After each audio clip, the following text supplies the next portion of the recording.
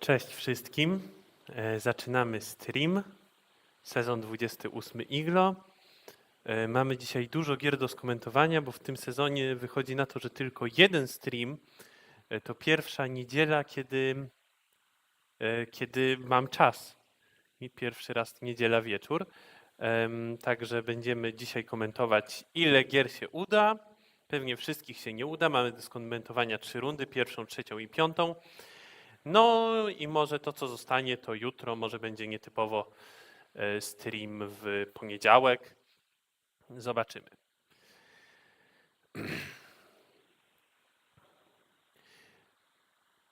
Przejdźmy do gry.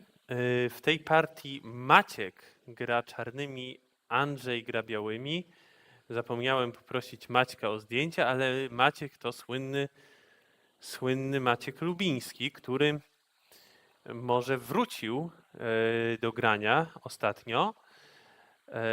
Ja pamiętam Maćka sprzed wielu, wielu lat. W tej partii zaczyna się od Joseki i później co grać? Znaczy, po pierwsze, najbardziej typowym ruchem po hasami czarnych jest wyskok, a dopiero później takie ruchy w narożniku. Następnie można kontynuować. Można kontynuować takim zagraniem, a może takim zagraniem. Natomiast tutaj najpierw białe poszły do narożnika, no i teraz tak czy siak najbardziej typowe, co można zrobić, to wyskoczyć. Czarne prawdopodobnie będą się bronić na dole. Zagrają może tu, może wespną się na czwartą linię, tak jak chyba w partii pierwszej Lisy Dola z AlphaGo, i białe dostaną ściankę, która pozwoli na atak. Natomiast w tej partii białe zdecydowały, że zamiast kłaść presję na grupę na dole, to wolą położyć presję na ten pojedynczy kamień z prawej strony, żeby następnie móc przeatakować narożnik. Natomiast to jest trochę nietypowy wybór, ponieważ czarne się bardzo wzmocniły i teraz czarnym się kroi przepiękne mojo na prawej bandzie. No a to, że musimy pełznąć po drugiej linii, no to jakoś czarne są w stanie przeboleć. Ogólnie wynik powinien być dobry dla czarnego. Teraz nawet białe nie kontynuowały, bo obawiały się, że ten ruch spotka się ze zignorowaniem ze strony czarnych. Czarne nie muszą kontynuować, no ale tak czy siak jest to duży ruch. Jeśli to czarne tam zagrają, to nawet grupa białego nie jest taka silna.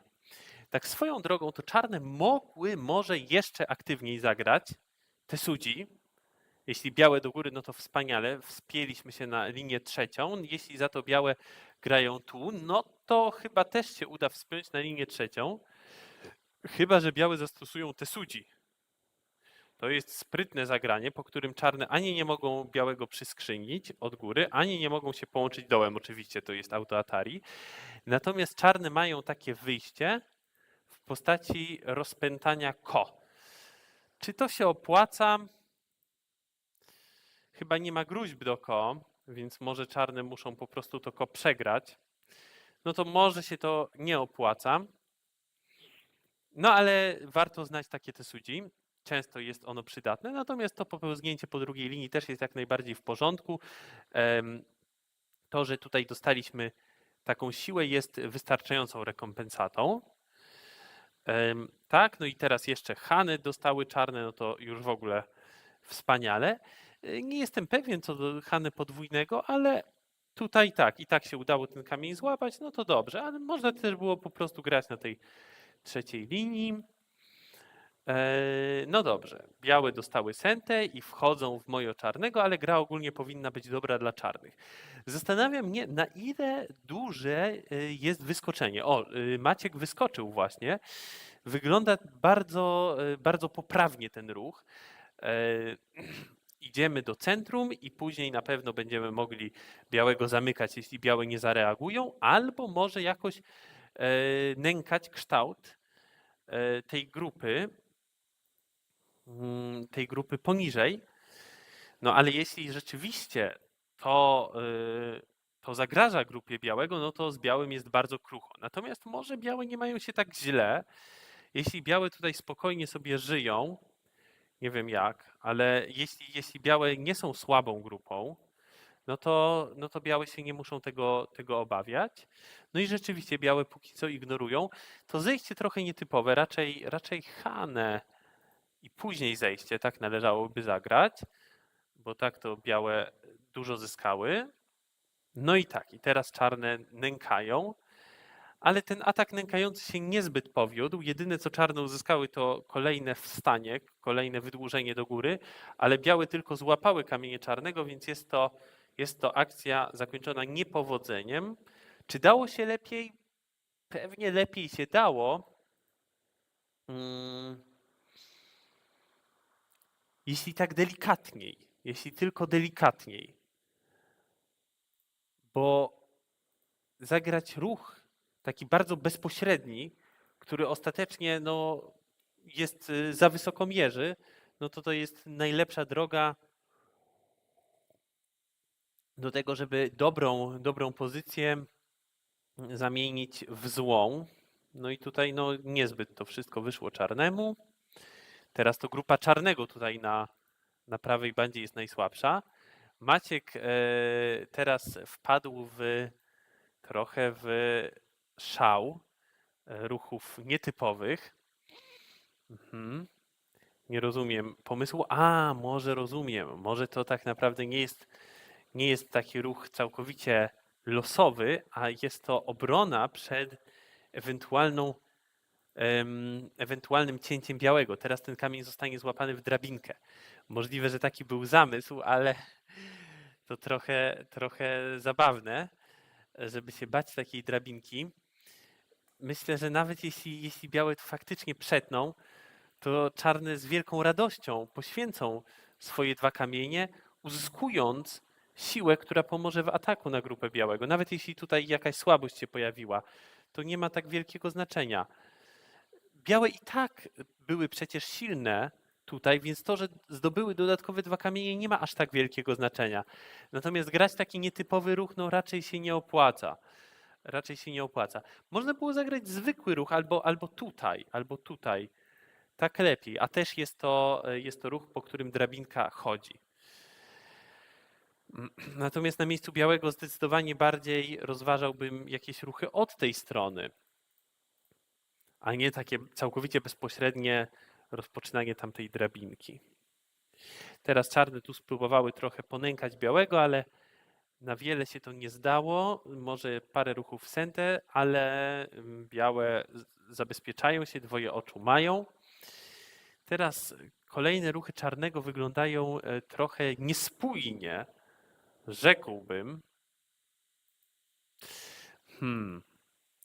Pewnie najlepiej zagrać tutaj, po prostu podejście. Teraz ten kamień nie wygląda źle, tak? Spróbujmy z naszego dziwnie wyglądającego kamienia zrobić taki kamień, który będzie dobrze stać. Ten kamień w A teraz jakoś zagraża narożnikowi białych. Można później ten narożnik w ten sposób zaatakować. Możliwe, że białe będą zmuszone oddać czarnemu część narożnika za pomocą tej kombinacji. A tak czarne wskoczyły do rogu, a później nawet nie kontynuują, bo i po co? Bo i co mogą na tym zyskać? Tylko wzmocnią białego, same nie są tu jeszcze żywe. Powiedzmy, że białe nie będą tego czarnego tam zabijać, ale tak czy siak to białe się bardzo wzmocnią na zewnątrz, więc nie ma to wielkiego sensu. Ale białe mogą zakończyć przygodę czarnego w narożniku i już być zadowolone. Tutaj dobra wymiana, czarne zagrały. I teraz czarne tu wskakują. Ja raczej wolałbym takie wejście po prostu w środek. Jeśli białe od góry, to możemy się wcisnąć. Natomiast to też wygląda bardzo ciekawie ten ruch. Na miejscu białego ja bym grał w tym tutaj takiego słupka, bo nie pozostawia on zbyt wielu słabości. Jakoś tam sobie teraz białe poradzą, może nawet zamkną czarnego. Natomiast ten ruch pozostawia słabości. I co czarne mogą tu zrobić? Jest parę możliwości. Można wstać, no ale wtedy białe tylko zdobyły bardzo duży narożnik i białe będą zadowolone, że zagrały tak, a nie tego słupka, no bo ta wymiana jest dobra dla białych. Białe dostają dużo punktów. Mogą też wejść do środka i zagrać tak, jak to w Joseki się grywa, z tym, że teraz się nie da, bo bliskość kamienia białych pozwala białemu w tej chwili na zablokowanie. No i czarne może i przeżyją w narożniku, ale jest to niezadowalający rezultat dla czarnego. Za małe jest to życie. No ale mając na uwadze tę możliwą kombinację, czarne mogą się do niej przygotować i najpierw uderzyć. Co mogą zrobić białe? Jeśli wstaną, taki najbardziej asekuracyjny ruch, to teraz już kombinacja czarnego robi się strasznie niebezpieczna dla białych. Ciach, ciach. Białe muszą się zabezpieczyć w narożniku, no i ten rezultat to jest kompletna klapa dla białych. Bardzo zły rezultat, więc białe pewnie nie mogą w ogóle odpowiadać od tego kamienia, w które zostały uderzone i czarne dzięki temu mogą bardzo się wzmocnić na lewej bandzie. Natomiast w partii czarne zagrały jednakowoż tak polubownie. No i ten rezultat nie jest aż tak zadowalający dla czarnych. Grupa czarnego nadal jest bardzo słaba do zaatakowania. Póki co białe pewnie, no tak, kończą przygody czarnego w narożniku. No i teraz atak. No dobrze. Czarne próbują kombinować na wszystkie sposoby. Nie wiem, czemu białe nie zabezpieczyły tutaj kształtu. Może być później kłopot, a może nie. W każdym razie czarne tam kombinują, no i coś się udało. Udało się wyratować część narożnika, ale z kolei z tej strony czarne już bardzo dużo straciły. I tu się niestety dla czarnych nie udaje połączyć grup. I ostatecznie ta cała grupa czarnego zginęła. No to w tym momencie gra się zrobiła bardzo trudna dla czarnych. I później chyba czarne odniosły jeszcze sukces w tej grze, w walce po prawej stronie. Tu czarne przyatakowały jakoś białego za chwilę. A, to jeszcze trochę minęło. Najpierw białe pozabijały czarnego na lewej bandzie. Dobrze, to nie, to ten sukces to mi się pomyliło. To była ta akcja. Sukces umiarkowany. No, udało się rzeczywiście zredukować trochę potencjał białego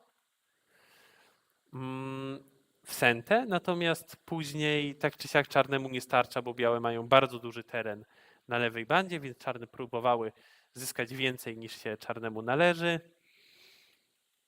No ale teraz nawet nie kontynuowały, bo to po prostu nie działa. A ostatecznie przez niedopatrzenie czarne nie odpowiedziały na ruch białego i zginęły kolejnymi grupami. Także niestety cała partia zakończyła się tragicznie dla czarnych. No dobrze, no to tak w większości o tej partii. Szkoda tej początkowej pozycji, która wyglądała bardzo, bardzo korzystnie dla czarnego, ale później ten atak był zbyt agresywny. Tutaj nietypowe ruchy, no i też czarne nadal miały nadzieję, że jakoś atakują grupę białego, ale kontynuacja też wiele czarnemu nie dała, no wzmocniła grupę czarnych i to tyle. No i w tej chwili jeszcze to na pewno jest gra do grania, ale tutaj to ostateczny błąd czarnych, niewykorzystana okazja. Czarne zagrały zdecydowanie zbyt łagodnie i zakończyły ze bardzo słabą grupą. Trzeba było zagrać aktywniej. Jak białe uderzają w tym kształcie, to białe się proszą o problemy. Białe mają kamień w A, czarne grają B, C. Białe się proszą o problemy i jeśli tylko jest gdzieś niedaleko kamień białego, to warto w taki kamień wtedy uderzyć. I problemy białego się połączą w jeden duży problem. No dobrze. To tyle o tej partii. Możemy przejść do następnej. Pozostajemy w grupie C.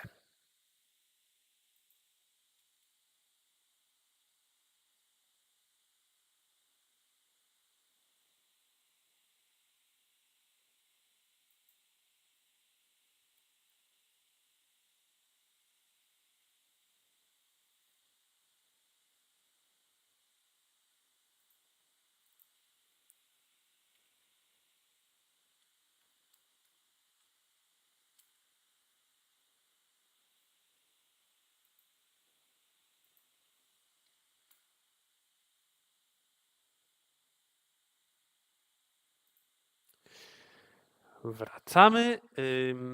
Zaraz, to nie ta gra, nie ta gra. To ta już była, tak, to za chwilę będziemy z powrotem.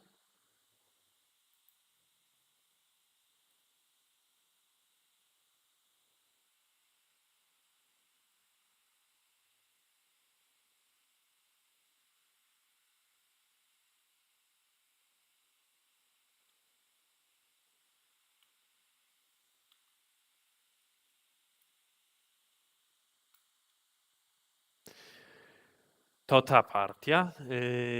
Następna gra z grupy C z pierwszej rundy. Marcin z Pawłem. Zaczynajmy. W tej partii Paweł gra białymi, Marcin gra czarnymi. Zaczyna się od Joseki.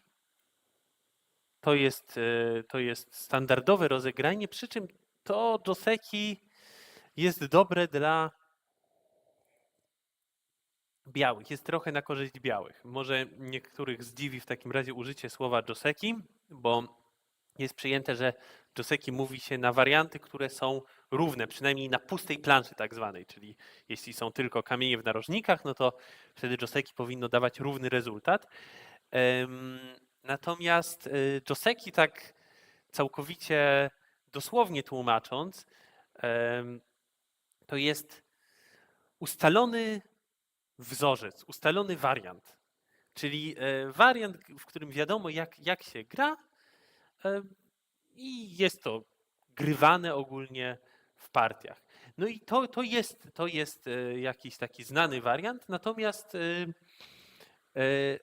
jego mogą wybrać czarne w pewnych szczególnych sytuacjach. To może się mówi sytuacyjne joseki. Jeżeli czarnemu bardzo zależy na przykład na górnej bandzie, no to w porządku. W tej chwili mamy tak zwaną pustą planszę, tylko kamienie w narożnikach. No i to, co białe uzyskują, jest więcej warte niż to, co uzyskują czarne. Tak dawniejsza teoria nie mówiła może i myślano, że białe raczej powinny się wydłużyć. W tej chwili gra się to Atari, no ale tak spójrzmy na ten wariant, na ten rezultat końcowy. Dla kogo to może być lepsze? No możemy to sobie porównać z, powiedzmy, tu jeszcze czarne muszą dograć, bo żeby nie zostać zaatakowane. No, dograły. Powiedzmy tak, białe podchodzą, czarne kopią i tu. Tak? I teraz powiedzmy, że białe kontynuują. Tną. No i sobie jakoś odpowiadają. I teraz czarne też grają bardzo złą wymianę. No, obydwaj gracze pograli tutaj złe wymiany, przy czym no, białe zagrały kilka tych złych wymian, może o kilka więcej, tak? Tu potraciły oddechy, wzmocniły czarnego bardzo w narożniku. Jeszcze, żeby to wyglądało zupełnie jak tam na górze, to muszą tutaj zrobić taką wrzutkę, która jeszcze bardziej wzmacnia czarnego w narożniku i czarne w narożniku są przepotężne. To jest metoda teorii, czyli bierzemy sobie jakiś znany wariant, który wiemy, że jest w miarę równy, jest podobny do tego, co mamy w grze, no i później się zastanawiamy, jakie tu wymiany dodać, żeby uzyskać dokładnie to, co w grze.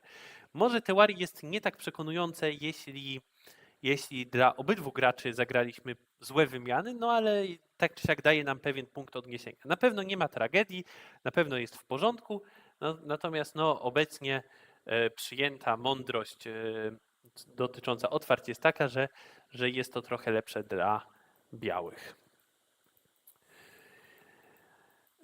Białe kontynuują tutaj taką kombinacją, no i znowu trochę zyskują i znowu wydaje mi się, że trochę lepiej dla białych.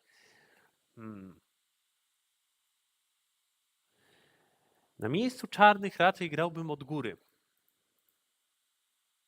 O tak. I w zasadzie nie trzeba się tu wydłużać, bo nawet jak zagramy z tej strony, to przecież białe nas nie złapią. Białe muszą więc zadowolić się życiem o takim. No i czarne dostały bardzo ładną ścianę. Co więcej, ten kamień białego tak nie stoi w najlepszym miejscu, Więc po takim połączeniu możemy być zadowoleni. A jeżeli białe zdecydują się pójść w drugą stronę, no to porównajmy sobie ten wynik z tym z partii, w którym białe złapały kamień czarnego. Raczej ten w partii powinien być lepszy dla białych. Też kształty czarnego teraz są troszkę słabsze. W przyszłości no, może się kiedyś gdzieś pojawi jakiś problem z tym cięciem. Nie do końca wiadomo jak, no ale przynajmniej to łączenie będzie w półsente. No dobrze, kontynuujemy. Białe teraz uderzyły, próbują stworzyć grupę w tym mojo czarnego. No w sumie to rzeczywiście potężne mojo. Może warto było je spróbować zamknąć, tak teraz. Pudełko czasem warto zamknąć. Jeśli jeden ruch faktycznie to pudełko zamyka, to jest to dobry pomysł.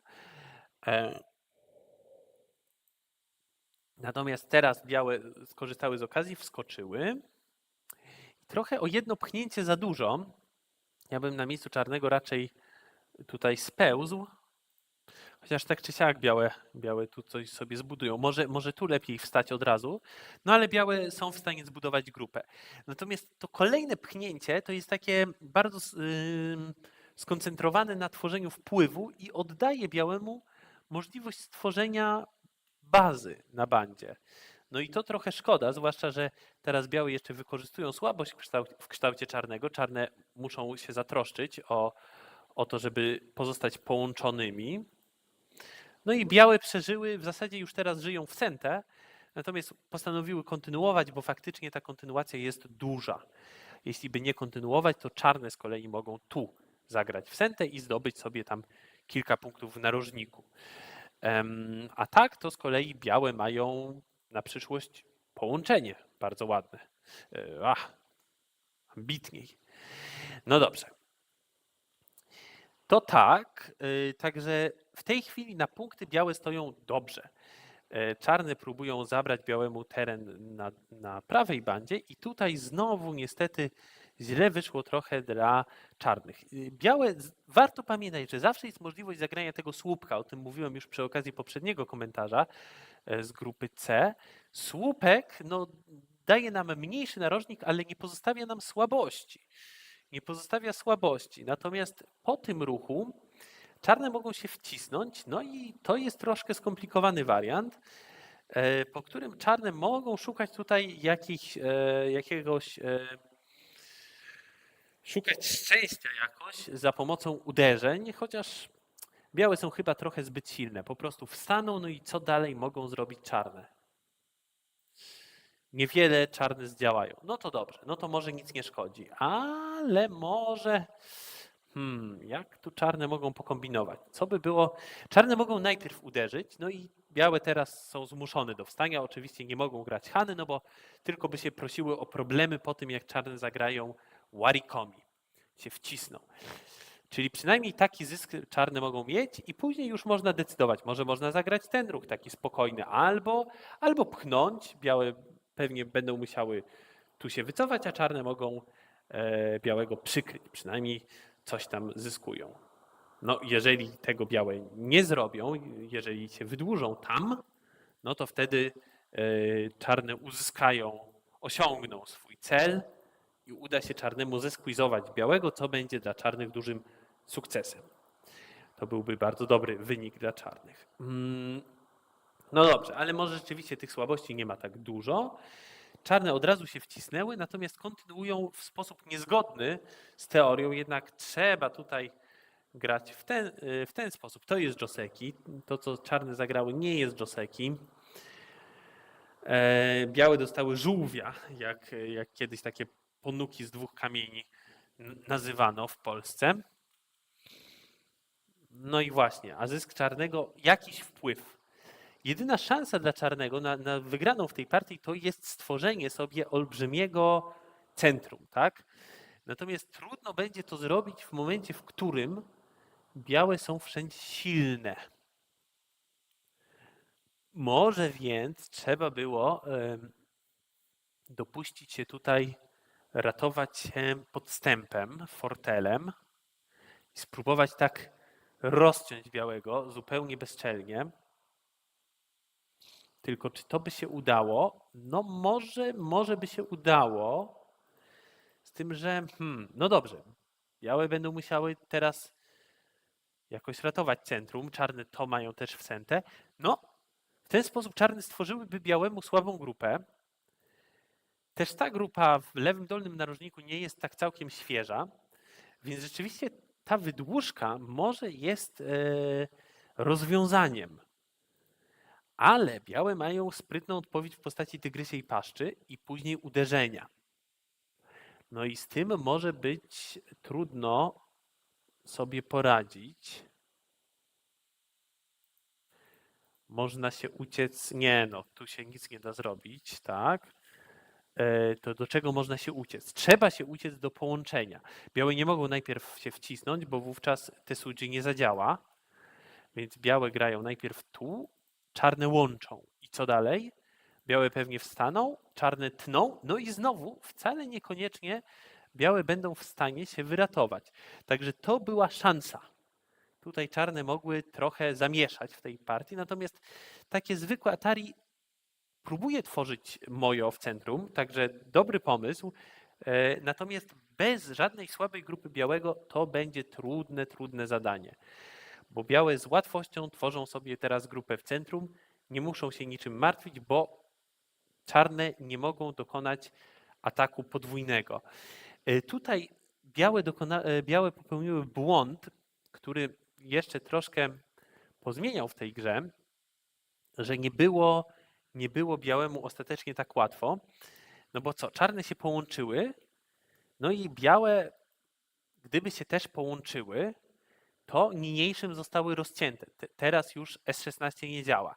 To trochę szkoda. Może białe się też trochę zmartwiły. Co będzie, jeśli czarne spróbują wyłupać oczy tej grupie białego? Raczej nie ma się czym martwić, ale może nie wygląda to tak całkiem oczywiście od razu, więc białe postanowiły po prostu wzmocnić tę grupę. Białe raczej się już teraz szykują po prostu do przeżycia wszystkimi grupami i wygrania partii. Natomiast to był błąd, bo teraz czarne zdołały wyłupać białemu oczy na górze na ko. Jak białe mogły więc zagrać, jeżeli się rzeczywiście bały o grupę z prawej strony? Mogły najpierw zagrać tu, potem tu i do... A nie, przepraszam, tak to nie można. Trzeba teraz w tym miejscu, no i teraz są oczy. Ale rzeczywiście przegapiłem fakt, że zejście akurat też grozi wyłupaniem oka w narożniku. Tak. No i co? I czy ta grupa żyje? No dobrze, to może tego też nie jesteśmy tacy pewni, chociaż tak naprawdę to żyje. Więc faktycznie w tym momencie trzeba było po prostu policzyć sobie to wszystko dokładnie i no nie wiem, wybrać jakiś wariant, który będzie najbezpieczniejszy. No w partii doszło do o życie grupy na górze, więc iskierka nadziei się pojawiła, promyk. Natomiast czarne niestety zagrały taką dość szkodliwą groźbę. Trzeba było jakoś zagrażać grupie z lewej strony, moim zdaniem. To dawało największe nadzieje, bo białe jeszcze tutaj nie mają dwojga oczu, poza tym to jest też dużo punktów. Później można zagrać tu i zdobyć dużą dolną bandę. Natomiast w partii czarne zagrały nudzoki, mając nadzieję, że białe po prostu połączą, ale białe znalazły aktywną odpowiedź i później po prostu przecięły. I nagle zyskały dużo punktów, więc to, że czarne wygrały ko i zabiły tę grupę na górze, nie ma znaczenia w momencie, w którym ginie grupa czarnych. No i białe na pewno mają przewagę, bo już wcześniej przewagę miały. No więc od tej pory niestety już czarne wielkich szans tu nie miały. Wprawdzie zdołały jeszcze odgrodzić sobie całkiem sporo terenu w centrum, tak trochę znikąd, ale białe też coś zyskały i ostatecznie białe wygrały o chyba 18 punktów. Duża przewaga białego. No dobrze. No to tyle o tej grze i przejdziemy do następnej. To może pozostając w rundzie pierwszej przeniesiemy się do grupy B. Także za chwilę będziemy w grupie B.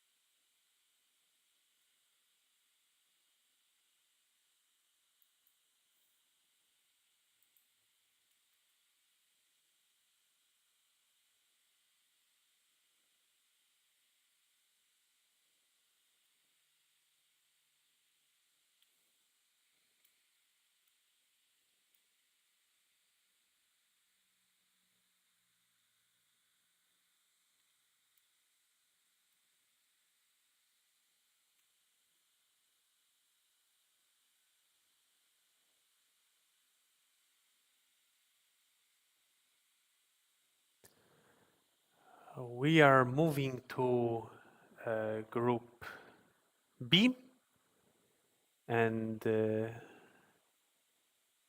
this time we will use English language because we will see a game between Simeon and Warren. And somehow I have a problem with the photo of Simeon always. I wonder why. What's this?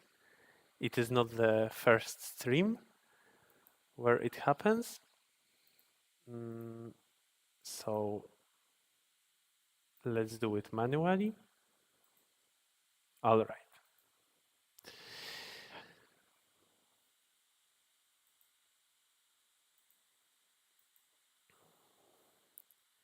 In this game, Simeon plays white, Warren plays black. And it starts with this interesting cut by Simeon. I used to be fond of this move. It's an old trick play, which is not a bad play. What is the idea? So back in the day, people used to think that this is generally black's counter, and then white can try to capture black stones. But if only black has a ladder, then it's good for black. However, if there is no ladder, then what should black play? So the old theory was that black should play this Hane. Then white cannot capture the stone because of that ladder. Playing this Atari won't change anything. It's still good for black. So white needs to capture this stone. Or maybe, or maybe play Atari first and then capture it. But this looks not bad for black. Black has a strong group, center. Black has an access to the left side. Looks satisfactory for black. So then there were also some other ideas what white can do. Well, I believe that play here and then just capture is a better choice, because then black cannot leave it like this. Black needs to add a move, and then we can compare it with the previous variation where just black didn't have to add the stone at 7. So this is a smart idea. On the other hand, black can play this Atari, but still, if white finishes in center, it already matters a lot. Second of all, white has an option to play Atari from the other side, which is probably a better choice. And then black cannot capture both stones, or maybe black can. Maybe actually black can capture both stones, but the second stone is already not that interesting. Anyway, these are some possible variations. White can also consider playing a solid connection, but in fact, the easiest move of black is to capture white stone. They cut, and we just capture that stone on the second line. And the problem for this beautiful trick play is that the simplest move is the best response in many cases. Like, this just gives black life in the corner, and it might look satisfactory for white because white managed to enclose black from both sides.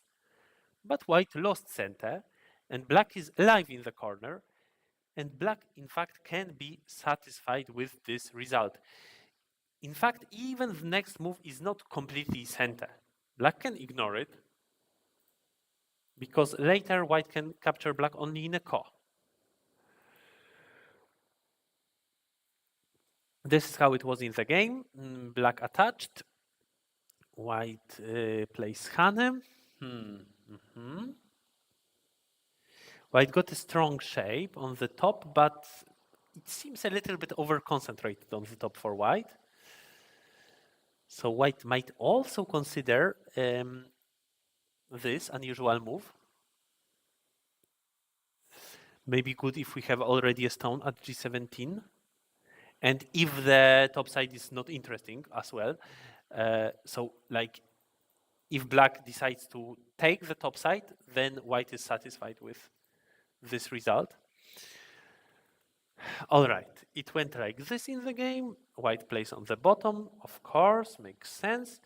Then black played this invasion, pincer slash invasion, which is a little bit outrageous. A little bit too much because the group on the other side is still a bit weak, and now white attacks it. It seems that black has two weak groups next to each other, and white simply attacks both of them. And here white got this possibility of cutting off a stone of black, but in fact it was not that amazing because then black can go through, later cut. Doesn't look really good for white. So, maybe this move is a bit too much. Maybe it's better to just create a strong shape. Yeah, no problem if black tries to make a base there. It's anyway not yet to ice. And in fact, it's all a bit problematic because that move of white is half center. So later black can destroy, white can destroy black's base. Yeah, so now white secured the shape, but then black played these forcing moves and goes out. White goes out, black splits white. So in the end, black managed to make something out of it. Well, white still has that possibility of cutting off black's stone, but black split white on the bottom, so not bad. Not bad for black. Yeah, so I think that these moves, 1 and then 2, just strengthened black without giving white much profit. Better to play here, then it's more difficult for black to go out because, for example, this move is not possible if black doesn't have that strong wall, right? Because this is very easy to be split. Yeah. This is how it went. Could black be a little bit more brave here? It's scary that we get split.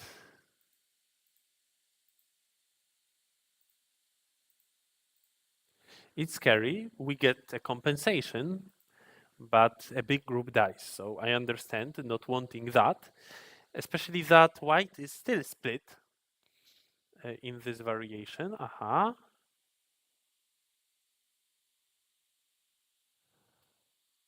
Then black managed to live and white also managed to live. It's all fair. In fact, yeah, white shouldn't really now try to capture black's group and then suffer from that squeeze by black. Maybe what black could do, on the other hand, was splitting white. But it seems that we just have too few liberties in the corner. So, well, in the game, white got, let's say, 10 points, 12, and here white would get more. So it's better like in the game that black simply lived, and then white also secured the shape. But maybe black could have waited with this move because there is half Tesuji in here. If white plays there, then, well, there might be a problem for white. White needs to be very careful. And if white connects, then white is left with no points. And like this, it's not as amazing as without the exchanges because now we don't erase white's area that much. So maybe black missed a chance for a Tesuji. Yeah, then black strengthens the shape.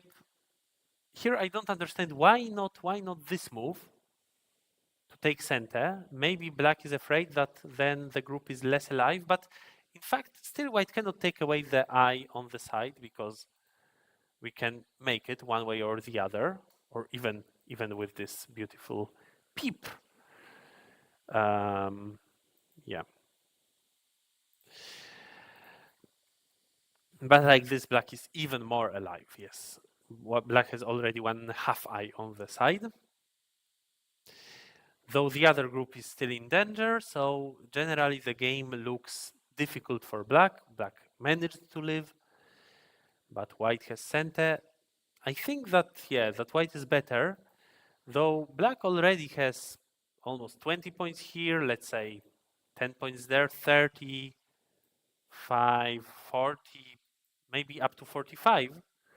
Black has 45 points, white has, let's say, 10.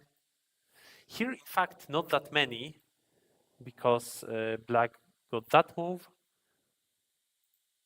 So later in the endgame, black is able to play here and there, erasing white's area quite significantly. So in fact, white doesn't have many points. White only has strength. Maybe black is not bad. Maybe black is in fact not bad, and to be good, white must have tried to kill. It might be. Sometimes we need to kill. Generally, it's not recommended to try to kill in Go, but sometimes we don't have points and we need to kill to make the game good. And maybe kill was possible. It seems viable.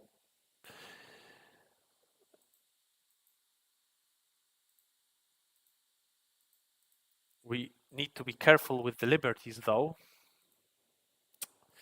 There might be a problem with liberties. So in fact, maybe the kill is not possible because of these liberty problems. Aye. Then, well, we could do nothing. Black lives, and now we need to use our influence. But black plays very simple, maybe even closer. Maybe even closer. White has so much influence, so let's not leave holes in our shapes. This was a bit unusual. Better to play here. And then we can turn and connect everything. Like this, white plays quite flexible. And split black. Better to play this exchange. If you don't play this exchange now, then who knows? Maybe one day black tries to make life and decides to give away the 2 stones because they might be smaller than living on the side. So this was the moment, and you better not miss it. Interesting game. Black needs to not give white too much, but maybe dying a little bit is fine. If I was black, I think I would have started from this side. Maybe a bit further is possible. Yeah, it seems possible. And then, well, maybe giving away this much is fine. Black still might have more points if black doesn't forget about that important endgame. Yes, but in the game, it looks scary. Black got split. And then the game gets complicated. So now it is all in. Black needs to live. Well, already a big chain of black stones died, it seems, but the other chain might still live. So the game might be still good. Maybe that endgame with black plate is better. Later, white will still need to play at b10, add one more move. Yeah, a18 was very big. In fact, it's pity black missed it because black could have started with it, and if white played there, then black has a center continuation. White needs to add a move. So probably white would need to play like this, and then does white take center? Well, yes, then probably white takes center, but black gets even more. All right, so it was a chance, but it didn't work. White got that move first. And then, yeah, the game the game should look better for black. I believe that this is the result. So there was one loss by time, but no, it is not this one. Is the game better for black? Let's try to count points because I might have lost track. 10, 13, 24, 30, 43, maybe up to 50. Black has 50. And white got, in fact, quite much here. So 10, 23, 33, 36, 38, 41, 43. It seems a little bit like a close game. No?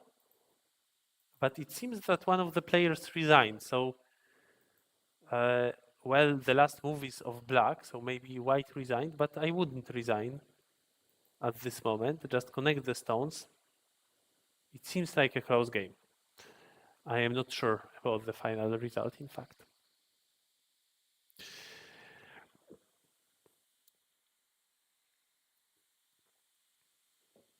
So a lot of difficult things happened in this game, in the late end game, but it was all unnecessary. Black shouldn't have played this move. Black should play calm, play from this side, though white might still try to split. Okay, I see. So maybe let's play the calmest possible move, like this. And I believe that black should have a rather comfortable advantage. Moreover, there might be a nice sequence. Not sure if it gives anything. All right, but yeah, just playing calm should be enough to win this game for black. Black got a lot of points. Where were white's mistakes? Well, it seems that it started all good for white, but then these two moves strengthened black, and then probably that was a problem. White should protect the territory on the bottom because black doesn't have one move to enclose white and connect his groups. If black tries to do it, then white would manage to split black still. So playing such a move would be unreasonable. It's better to play a bit more flexibly, but still white is able to go through. So that strategic goal will be anyway achieved. But first and foremost, white secures a big territory on the bottom and doesn't need to later play that move and finish in Gote. So like this, the game would be good for white. But in the actual game, probably this result was already good for black if only black is able to live. But we already said that probably it's impossible to kill black. Maybe white should start like this. Yeah, maybe it was possible to harm black more than in the game. But well, white didn't find that way, and then it became good for black. All right, so that's it about this game, and we will move on.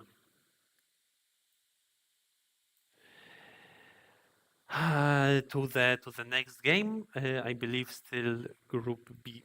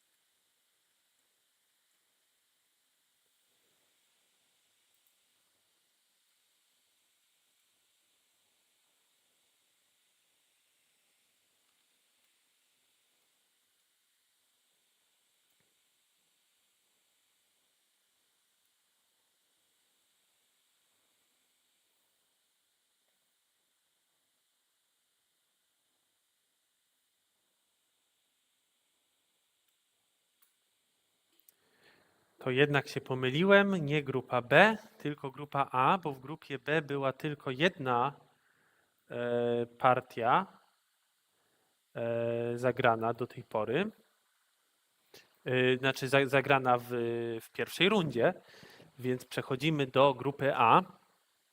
Gry na najwyższym poziomie. Pierwsza runda. Łukasz, Piotrek. Swoją drogą w grupie A w tym sezonie jakieś wyjątkowo krótkie partie są, zakończone knockoutem. Też witam słuchających Mateusza i Janka. Cieszę się, że przyszliście, mimo że ten stream niezapowiedziany znikąd się pojawił. Tak się znikąd pojawił, bo dopiero w tym tygodniu miałem pierwszy raz wolną niedzielę wieczór. Wcześniej tam jakieś mistrzostwa zawodowców były i inne wydarzenia. A z kolei za tydzień i za 2 tygodnie też mnie nie będzie, bo będę w Chinach. Będę grać w Chuzhou Lanka Cup. Ja i Mateusz będziemy reprezentować Europę. Także będzie ciekawie. No ale wróćmy do Iglo, do grupy A. Piotrek, Łukasz. Tak, tutaj jestem, tu to wszystko jest ustawione. Dobrze, zaczynajmy. W tej partii Piotrek gra czarnymi, Łukasz grał białymi. Ciach, jedno joseki, drugie joseki, trzecie joseki i w tym momencie Łukasz grzecznie odpowiedział. Gdyby nie odpowiedział, to wówczas Piotrek może zejść. No i jest nieprzyjemnie. Jeśli tu, no to bardzo duży narożnik, nagle grupa w narożniku jest już całkiem żywa. Trzeba zagrać z tamtej strony, ale wówczas czarne też się łączą. Też jest to nieprzyjemne dla białego. Także rzeczywiście trzeba odpowiedzieć. Natomiast po tej odpowiedzi kształt czarnego z kolei się robi trochę słabszy. Pojawia się słabość w kształcie w miejscu A, więc może warto dograć. Ale ten wyskok też tak nie wiadomo co robi, bo białe są bardzo silne, więc może lepiej zejść tutaj. To jest ruch, który wzmacnia czarnego przy okazji, tworząc sobie kontynuację w postaci Sansana. Jeśli białe odpowiedzą, no to dobrze, bo się wzmocniliśmy i teraz już inwazja białego w A na pewno będzie mniej groźna. No ale czarne zagrały gdzie indziej, nie boją się tej inwazji, no i słusznie, nie trzeba się jej tak od razu bać. Białe podeszły i to jest bardzo ciekawy moment, co w tej chwili czarne powinny zagrać. No, nie należy tego zignorować, bo białe mają Tysudzi, po którym grupa czarnego jest w dużych tarapatach. Może da się przeżyć tym ruchem. Może się da, ale no, białe mogą nawet zagrać od zewnątrz i pozwolić czarnemu na spokojne przeżycie, bo już dużo zyskały w sentę. No tak. Także warto odpowiedzieć i czarne jak mają odpowiadać? W książkach mówiło się, że tutaj. Ale spójrzmy na ten ruch. No, rzeczywiście zabezpiecza słabość, bo nie da się teraz przeciąć czarnego, ale co on robi oprócz tego? Wychodzi do centrum. Tylko po co? Bo co do zasady wychodzimy do centrum, jeżeli nasza grupa jest jeszcze w niebezpieczeństwie i nie ma bazy, no to warto wyjść nią do centrum, to wtedy tam ona sobie w centrum poradzi. Jeśli też wychodząc rozdzielamy białego na słabe grupy, to wtedy wyjście do centrum jest bardzo, bardzo ważne. Albo też jeżeli białemu się kroi wielkie mojo w centrum, to warto wyjść do centrum. To takie 3 powody mi przychodzą do głowy. Czy są jeszcze jakieś możliwe? Nie jestem pewien. To te 3 podstawowe. A najważniejszy taki, że rozdzielamy białego na słabe grupy. W tej pozycji białe w ogóle nie mają słabych grup. I na dole, i z lewej strony mają strasznie silne grupy. Więc po co wychodzimy do centrum? Może możemy się zabezpieczyć w inny sposób. Jak? Takim żółwikiem. Przybicie żółwika białemu. To jest aktywny sposób. Białe, wypadałoby odpowiedzieć, tak? Jeśli nie odpowiedzą, no to czy białe zyskały na tej wymianie? Nie wiadomo. Później czarne przecież mogą zagrać tu, albo też od góry, jeśli sobie jakoś cenią to centrum, ale myślę, że od dołu, a może nawet w kleszcze, w szczypce wezmą białego. No i co białe na tym zyskały? Natomiast jeśli białe odpowiedzą, to białe zagrały to wszystko w gotę. No i to chyba nie jest duży sukces. Czarne obroniły całkowicie ten teren w narożniku i mogą grać sobie gdzie indziej. Także to byłby poprawny ruch. A w tej sytuacji wyjście takie to błąd. Ogólnie warto znać tego żółwika. On jest dobrym ruchem bardzo często, a w tej sytuacji to już na pewno, bo białe są bardzo silne po obu stronach. Tak, białe wskoczyły słusznie. Co czarne mają zrobić? Od góry zagrały w porządku, białe zeszły sprytnie. I teraz tak, czarne mogą się połączyć, ale wówczas białe dostają wielki narożnik, a po co czarnemu ratować ten kamień? Jeśli białe i tak są, powtórzę, bardzo silne tą grupą w B. Bez sensu. Po co ratować kamień, który jest tuż obok takiej potęgi białego? Lepiej zejść. I to właśnie Piotrek zrobił bardzo dobrze. Schodzi, bo tutaj jest wartość. Tu jest kontynuacja. Tu jest grupa, która jeszcze może być słaba. Ten narożnik białego. A to, że białe nam złapią pojedynczy kamień, nie ma znaczenia. Białe grają Hanę bardzo ambitnie. Może Piotrek miał nadzieję, że białe się po prostu połączą.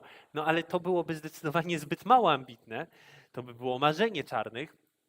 Natomiast białe mogą zagrać od góry sprytnie i jeśli czarne tną, to białe bardzo kontynuują też silnymi ruchami. Atari, pusty trójkąt robią czarnemu i czarne mają za mało oddechów. Czarne po prostu zginęły. Bez sensu. Bardzo zły rezultat dla czarnego, ale w tej chwili nie jest źle dla czarnego, bo tracimy kamień, który nie ma dużego znaczenia. Co czarne powinny zagrać? Oczywiście czarne powinny wstać. Białe muszą się tu zabezpieczyć. Może nie tak, może od góry, w porządku, ale czarne mają kontynuację. Sprawiedliwie jest, wszystko sprawiedliwie. Coś straciliśmy, coś zyskujemy. Czego więcej możemy chcieć? Natomiast czarne tym ruchem chciały zagarnąć wszystko. Chciały pokazać białemu, że błędnie myślą, że tutaj mogą sobie grać takie Hany, ale po prostu nie doliczyły. I teraz Łukasz słusznie zamyka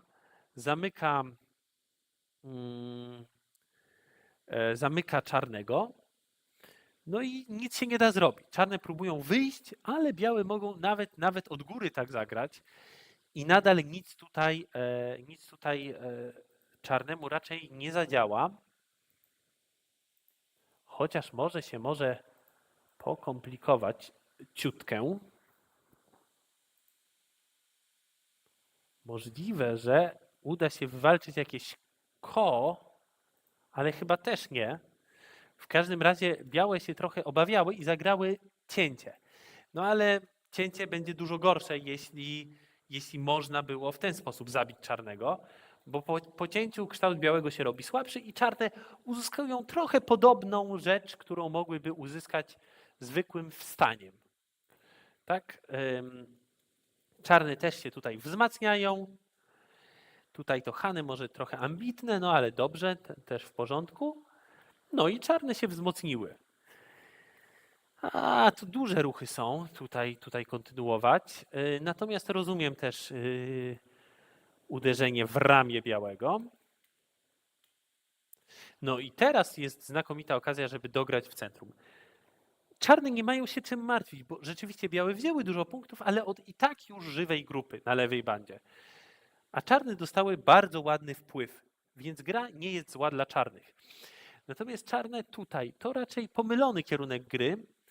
Białe słusznie tak kontynuują i to białe uzyskują dużą przewagę w środku. Czarne próbują coś z tego wszystkiego zbudować, natomiast ten ruch też nie trafiony. Jednak kiedy mamy takie shimari,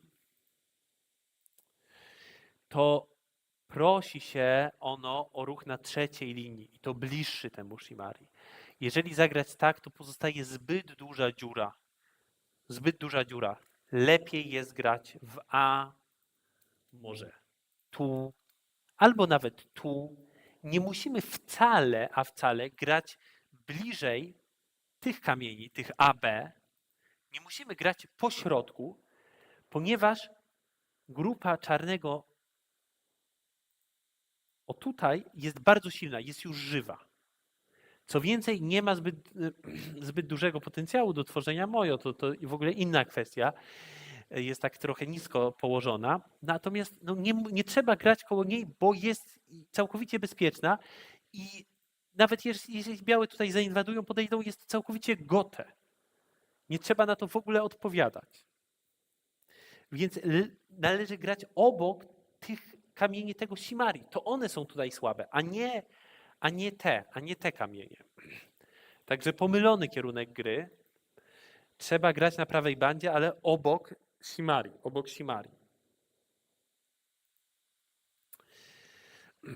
Natomiast białe kontynuują w sposób agresywny i tną. Tego się czarne nie spodziewały, no ale wydaje się, że w porządku, no zostały czarne przecięte, ale mogą to trochę zignorować, no bo ta grupa praktycznie żyje. Tam może sobie przeżyć w narożniku, chyba takim ruchem, nie? Jeśli białe teraz uderzą, no to bez problemu, złapiemy mu kamień. Jeśli białe zagrają tu i tu, to wtedy też damy Atari i przeżyjemy bez problemu. Także chyba nie ma się czym martwić. Praktycznie żyjemy, no z tym, że jest może problem, jeśli białe się wydłużą, bo wtedy tego oka tak trochę tam nie ma. Może tu zdobędziemy oko, ale też nie bardzo się daje. Więc jest tak naprawdę duża różnica pomiędzy tak praktycznie żyje, wygląda jakby żyła, a naprawdę daje się przeżyć. Więc jest kluczowym w tym momencie przeliczyć, czy rzeczywiście da się przeżyć tą grupą, czy się nią nie da przeżyć. Jeśli da się przeżyć, to może nie ma się czym martwić. Natomiast jeśli ona tam nie ma życia, no to alarm krytyczny, trzeba nią uciekać i oddać białemu bardzo dużo na górnej bandzie. Wielka szkoda, no ale nie ma wyjścia, nie ma rady. No i jeśli tak faktycznie jest, no to też trzeba było grać tutaj w sposób bezpieczniejszy. Tak by było bezpieczniej. Nie wiem, czy teraz można tu. O, to znowu zależy od tego, co tam dokładnie jest w narożniku. Natomiast w partii czarne zagrały tak ambitnie, ale później, no właśnie, spróbowały przeżyć po tych kilku ruchach. Nie wiem, czemu tak grać, a nie się wydłużyć. Po tych ruchach nadal białe mogą tutaj odciąć, więc to trochę nietrafione rozegranie. No i teraz czarne spróbowały przeżyć tak na czuja. Wskakujemy do narożnika, ale tu się nagle okazało, że nie ma tego oka w narożniku. Przepraszam, tak. Grupa umiera. No i tragedia, koniec gry. Jeśli ta grupa umiera, to przegraliśmy. A faktycznie umarła. Białe wszystko zabezpieczyły, koniec gry. Czarne poddały. Przedwcześnie zakończona partia. Czy się nie dało tu przeżyć? No dało się przeżyć. Dało się faktycznie przeżyć, tylko trzeba było zagrać ostrożnie.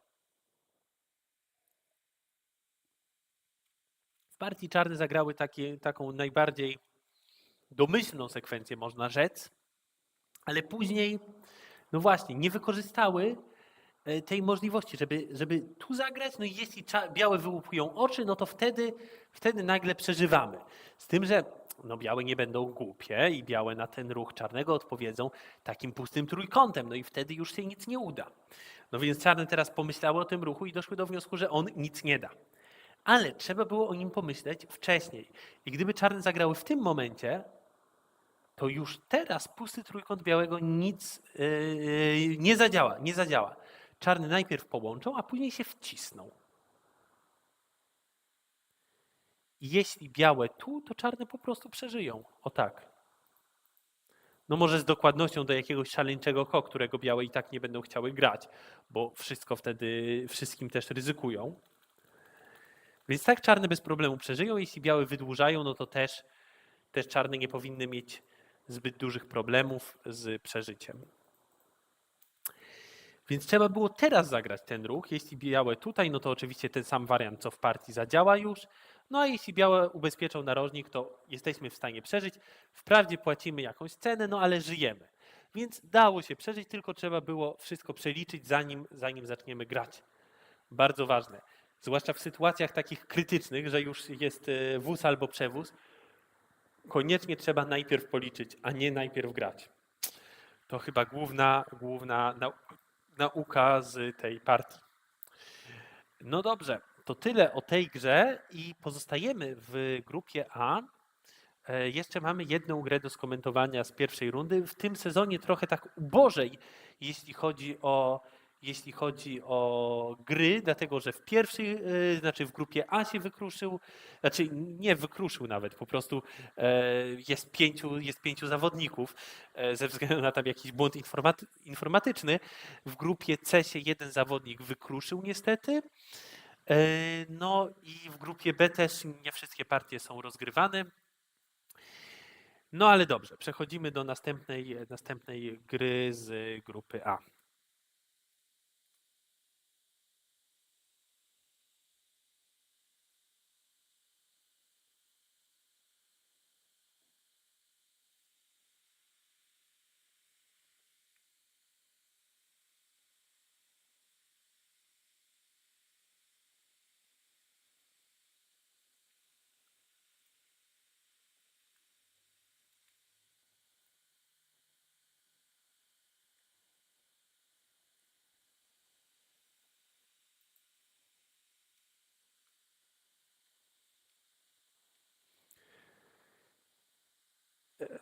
We move again to English language because we have Robin versus Cesare. Robin has been playing in Iglo already for many seasons, and I think that he is improving. This time he's fighting for the first place with mainly Cesare and Milena. And I don't remember how this game finished, so we will just take a look. But we have a lot of interesting games here.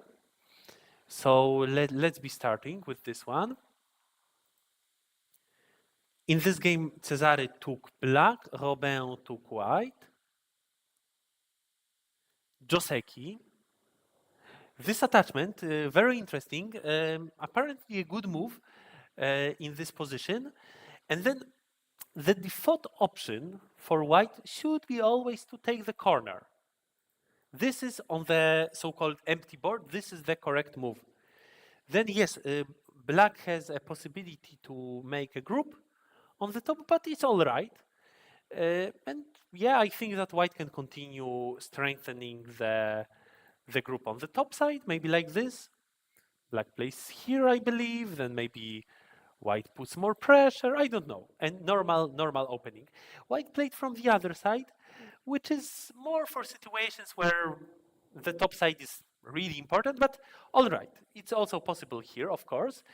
Then white continues, and this is correct, to continue like this. It's possible to leave it, but it's a quite big move, especially that there appears a weak point in white shape after that move. So it's a part of Joseki to keep putting pressure on black, and then black goes up, yes, and then the Joseki is to play here and here. Sorry. Connect solidly is better. And then white needs to add a move. Black has a big corner. Okay, maybe white doesn't have to add a move, but it's very big. If white doesn't add a move, it's too painful. So white should rather add a move. And it's a Joseki. This is a Joseki. But to me, it looks a little bit painful, right? That you need to play these moves on the second line and strengthen white. Now, there is no weakness in white shape. But if you look at it differently, that this is white center, then you don't mind strengthening white. Anyway, white is strong there. So you should really play there, and even you can say that white is a little bit over-concentrated now on the top side. So just play like this and don't worry. But I know that me, personally, I played in my game against Andriy Kravets in the PandaNet Team Championship. I played this push and cut to try to be more effective and not need to play that move at E18. Cut white and scare white, but it's too much. It's a little bit of an overplay. White jumps, and then what? Anyway, black will probably need to play these moves, and then white goes there, and then what was the point of cutting white if white is anyway so strong with that tiger's mouth on the top?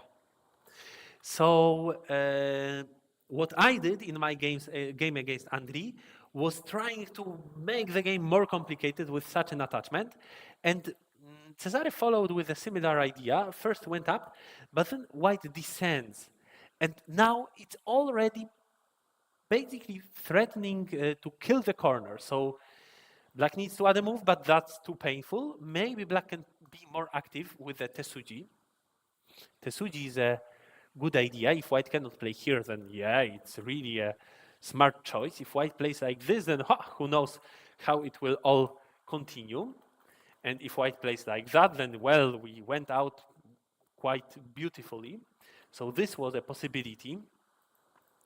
But black tried to scare white with that attachment and start a fight, but white was very calm here. And white simply killed the corner with this move. Now the corner is dead.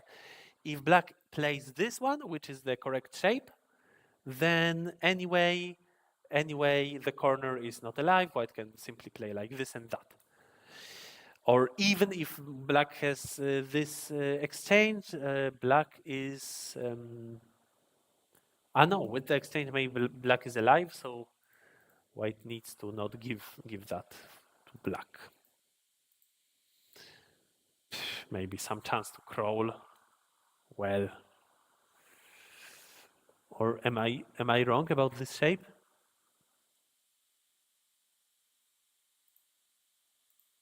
No, it looks alive. Okay. So, yeah. If this is alive, is there any other way? Maybe white can start with this move. Like this, it's a kill. Sorry, like this, it's a kill as well. Yeah, so like this, maybe white can kill black unconditionally. And if black starts with that move, then what is black's continuation? Yes, so yeah, I wouldn't believe that black can live just like this. It would be against my knowledge. Okay. Anyway, black continues, but what black gets is certainly not as impressive as what white got. White can simply, for now, add moves and then just continue on the top to be sure that black doesn't make a lot of liberties and start a capturing race against white's group on the top. And white can simply answer, and the position is very good for white. Now I remember how tragically this game finished. All right. So for now, looks good, looks very good for white. White cuts. Then, well, black needs to secure the shape on the top, but then white goes up, and there is still a weak point in black's shape. Still, it's possible to cut black, split black. For now, white ignored. I think that I would play, I would extend once more, but it seems also fine to ignore for now because black cannot enclose white. White goes out, black puts pressure on white, but in fact, at this point, white had a very simple choice to split black with that move, and black doesn't have enough space to live on the inside, I believe. Like how to live on the inside.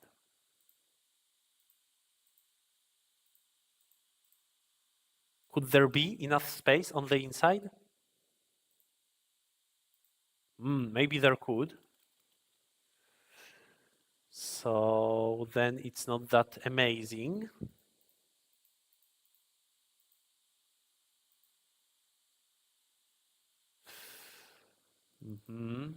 Yeah, maybe black can live on the inside, but then we can capture black on the outside. So still a good compensation, right? We only need to finish in center on the top. Maybe best is to play here, even if black has these moves. Okay, like we need to be really careful to not get into trouble, but probably we don't get into trouble this way. And if we can only take center like that, then it's just very good for white.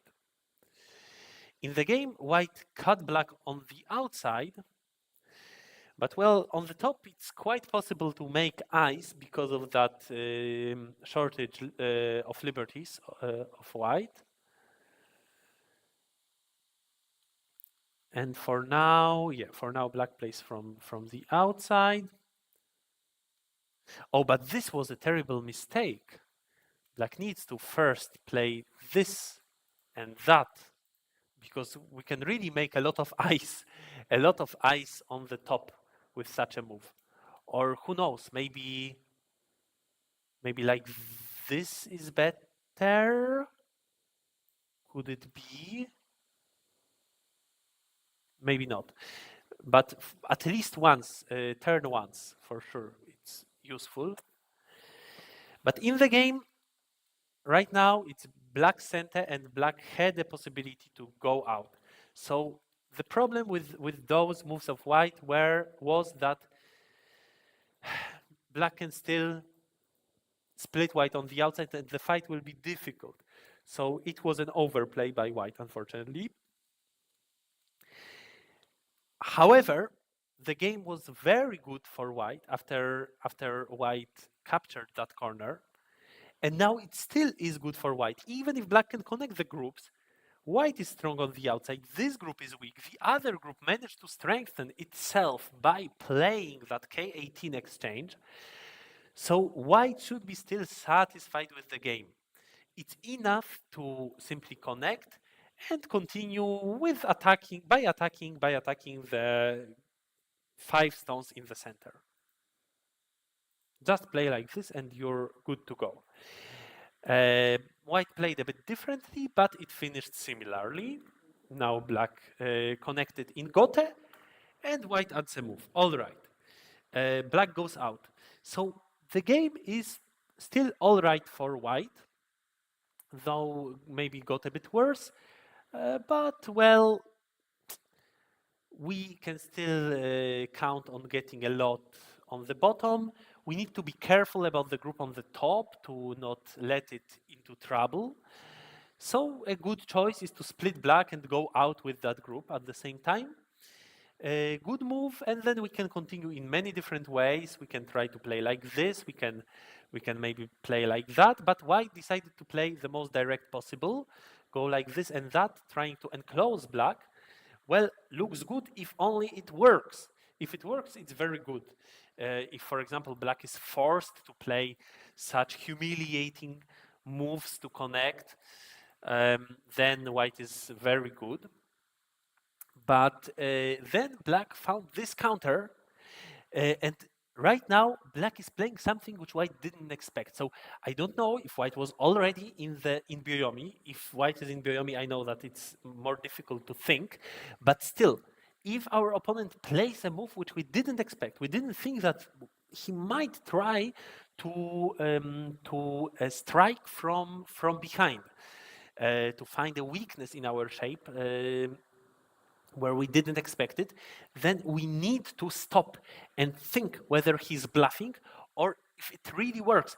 And we really need to read. At this point, it's obligatory to read. If we don't read now, we lose the game in 4 moves. And this is unfortunately what happened. So white played the most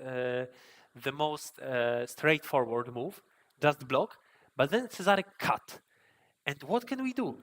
White played White played Atari, and then the idea would be to go out with that group, but then black can simply capture us in a ladder. And this is already terrible for white. Black gets much too strong, and the game becomes certainly good for black. So white resigned at this point. Maybe it's possible to do it even better with that move, though I'm not sure. Maybe. Yes.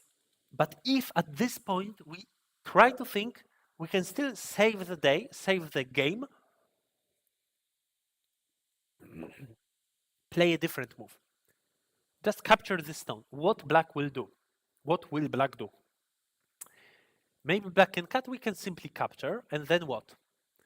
Black can try to go out like this, and indeed black manages to go out, but we are able to get the outside, and black is still weak, and we got strong around here, around there, so now the game is certainly good for white. Certainly good for white, like this. Maybe black can find something better. Maybe black doesn't need to play this move and black can simply extend and then try that ladder again, but white can Atari and it becomes the same. Unless black goes out, then it becomes different, but still difficult for black. Maybe also unclear for white, but still a game to play. So there was a possibility to not collapse. Unfortunately, very unfortunately, in the game, white collapsed, and from a good game, it suddenly became black's victory. So that's it about this game. White made this mistake. This was an overplay. Probably better to split black, even if black managed to live. Should be satisfactory for white. Actually, now I understood a simple fact that if white captures that group on the outside, then white does not have a liberty issue with the stones on the top, right? On the top left, right? Because they have enough liberties, but white also needs to be a little bit careful. First play like this and then take away the liberties. Or better to take away the liberties like this, perhaps. We need to read a bit and find the best way. Yeah, so this would be just good for white.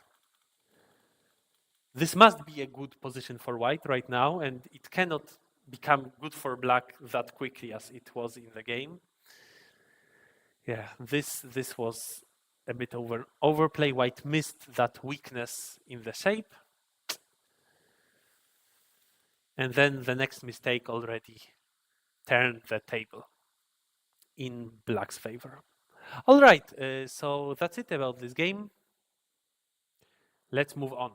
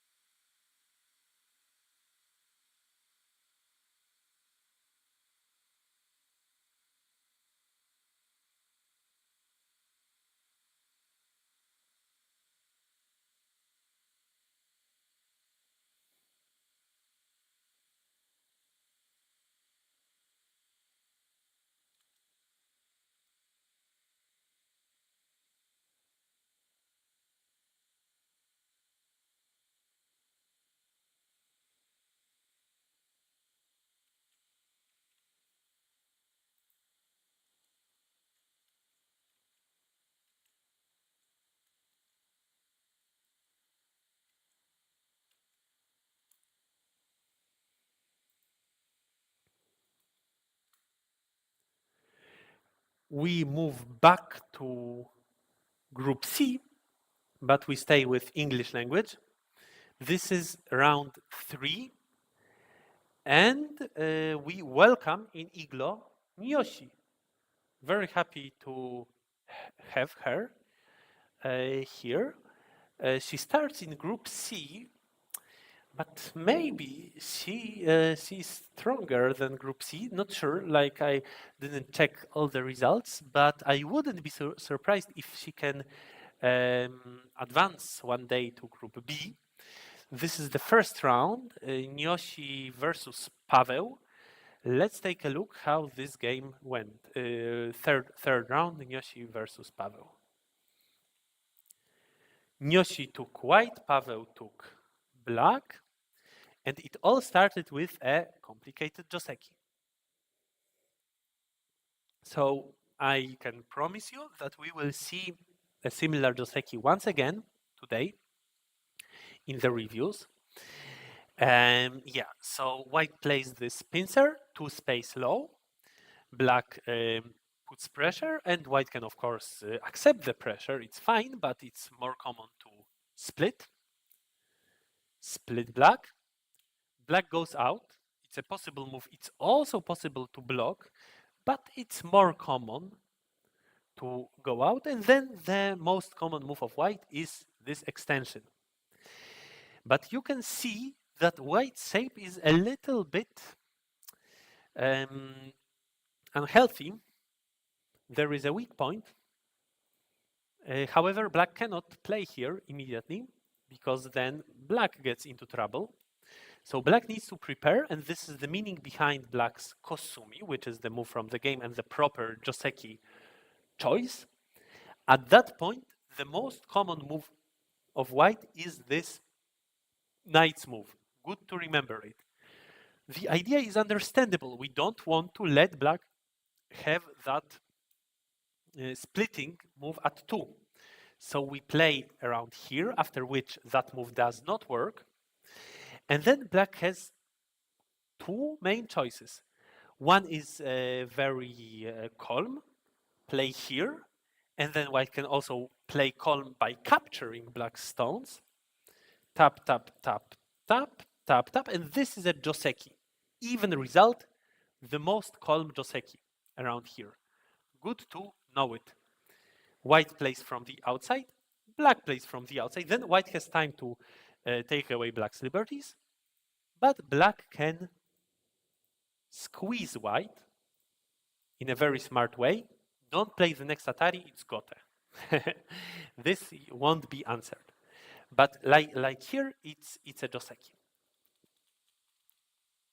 Black finishes in center. But don't be surprised if at this point your opponent plays this block. It's also a Joseki, just a more complicated one. After which, here, here, there is a lot of complication, actually. So this we will not review because you need to read it very carefully. And also, it's not what happened in the game, because in the game, white chose a different way. White played this turn, which is also a good move, right? It's also blocking black from going out. And now it's good to remember what black can do. Also, I completely didn't touch all the possible Josekis, because after this move, black also has that active variation. And wow, many possible continuations are out there. But in the game, white played here. And what to remember, when white plays this move, white didn't play that one. And this is the key point. So now is your moment to play here. This is a good move by black. If white plays something from the outside, then it's a very good exchange. And I believe that now black can simply play here, and white should die in the corner very miserably. This is my understanding. If white plays in the corner, then black can very easily create a living shape. Also, if white tries to play like this, there are many weak points left. I don't know if black should hurry to use them. Probably for now, better to play in the corner. And if white plays around here, it's also correct for black to just go for that. White can get something on the outside, but black can still run with the stones, and this is actually the correct move, this beautiful knight's move. So remember that your opponent is basically supposed to play here, and if they don't, then you can play this tiger's mouth, and this is the most powerful move. In the game, black played from the outside. For sure, it's not a bad move. Then white attaches. Yeah, difficult to go into details of all these variations. Maybe better to first block. White attached, then black played here, but then it's a bit off. This move gives a good continuation, and is a little stronger, right? After that move, for example, this move of white's is center. So white decided now to simply make life, but black also makes life. Aha. And the continuation was quite complicated. So white can play simply. I believe that it's possible to just play like this and then maybe simply capture the stone. And is white not satisfied with the result? I believe it's all good. White played like that, leaving black a possibility of playing that cross cut. But then black cannot capture white on any of the sides. Better, of course, to start from this move, sorry. Start from here. If white extends, then, well, a little risky for white. Yeah, this is a good move by black. For now, black went into the corner, and black had a plan, but this plan didn't work well. So black tried to squeeze white, and then probably black's plan was to play Atari and connect. White can try to go out, but having that move in center, basically, black can play like this, and perhaps black can win the capturing race. Also not sure. Also seems like not really a win for black. But the squeeze looked like black's plan. Even if black loses the capturing race. Probably this is what black was thinking about. But now black realized that this Atari is not even center. White can simply counter like that, and black is dead in the corner. So black changed the plan to play here. And if white answers, then okay, then we can continue with the squeeze. And maybe now we win the capturing race. So white would need to strengthen the shape to live in the corner, and then black also lives. Still good for white, but acceptable for black. But in the game, yeah, white can simply capture the two stones. Black plays here, but white has more liberties. White takes away a liberty of black's. Yes, so unfortunate how it all ends for black. Now black plays a center move, and where should be black's next move? Black shouldn't continue. Very important. If we win, if we lose by one liberty, then let's not play these moves, because then we simply lose center for making the wall a little bit more solid. Sorry. But if we play a move on the top, just extend from the wall, white cannot cut this wall. White cannot do it. Well, maybe white can try, but is it really good for white? Usually better to extend on the top.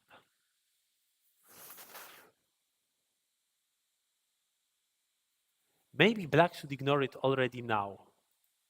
The less moves we play there, the better. That does not work for white, of course. And this is also not giving any hope to white.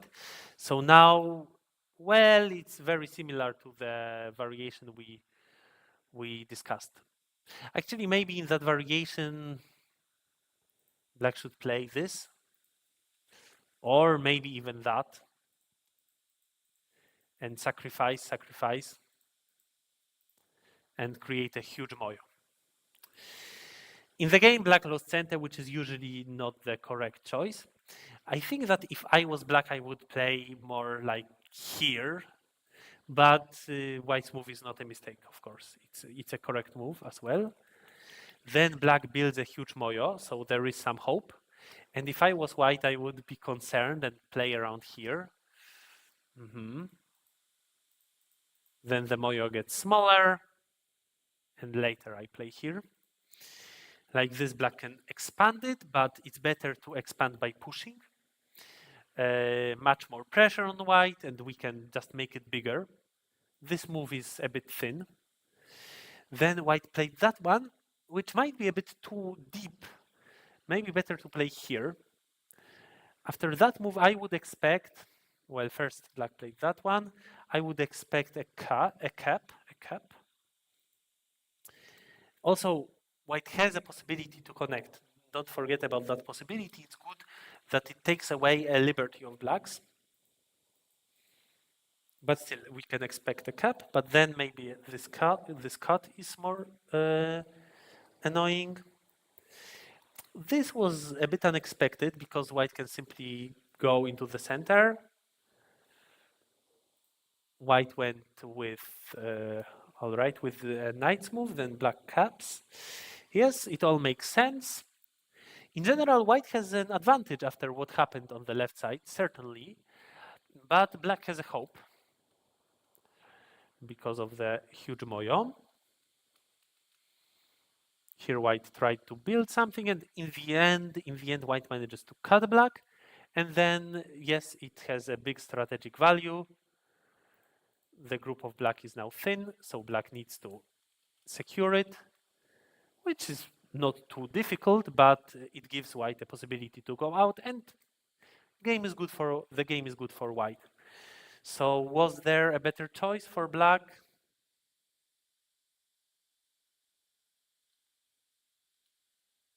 Well, maybe it's better to connect here because then white's cut does, no, in fact, it is got. The white's cut then is got. So this is the point, to not give it to white in center. Although black shapes become more thin, but I think that black can manage it. There is no ladder, Deus ex machina. So yeah, so white managed to cut black in center. This was well played by Nyoshi. And then simply go back home to that stone on the bottom. So now white has a big advantage. If black simply plays like this, it's not enough. White can probably play this, the simplest moves, and let's count points. White has very clearly over 30 points on the left side, like up to here. Then here captured stones, so 7, 8 captured stones plus another dead stones around here. That's already 22, 25, so already 55, right? 30 plus 25. 55, then 10 there, and a few here, plus Komi. So 35, 65. Yeah, more than 70. And black has, maybe we can count 20 on the right side, but we should not forget that white has big center endgame from here. White has big center endgame from there. And then another 20 there, and a few there. It's way not enough for black. So black needs to attack the group again, but probably it won't be too difficult for white to run with that group. Black plays a capping move, a little bit concerned about the shape in the center, but this also strengthens white. Then invasion, and I believe that white can simply give black. And you know what? Even don't play here, because then your group gets a little bit weaker, even though it's fine. It will run from the other side. But you have always that other option. Play here, after which black's g2 is not center. And it's also good. It's completely fine. Play like this, and you secured some part of your corner. It's enough to win the game. Another option, maybe play here. Black can live, but on a small scale. In the game, white plays the move which is usually the best, but then black lives big, and it's a bit unclear what is white's compensation. Well, maybe it's the correct move, like the one which you will see in AI, because in fact black center gets weaker, but well, we don't need to try any attacks in this game to win it. So attacks are always a bit risky. All right, in the game it goes like this. Pity that white forgot to play that exchange. Always play this exchange first. Then black would be much less alive. Even though probably still possible to live with that group, but white would get better shapes than in the game. Anyway, black lived, white took center, and then white tries to use the strength white got. But anyway, white is quite much ahead. So I would rather recommend to play the simpler way, to just cut off 2 stones.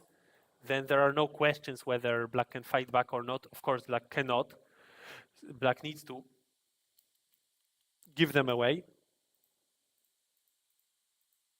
And even if black plays that huge endgame, white will continue with this big endgame and white will for sure win. White tried a bit more risky path, and this was very unfortunate how it went. Well, go back to security to connect your stones. Why not? But in the game, we see a cut, and then everything becomes more complicated. White fights well, in fact, and white managed to cut off the stone. So at this point, it looks like game over for black because black got split and white seems completely secure in the center. And yes, it's all good. White only needed to now capture the stone, and then white shapes are for sure strong enough. Even if black can cut this in center, even if white needs to, though I am not sure, but even if white needs to add a move, white will not have a problem with living with the central group.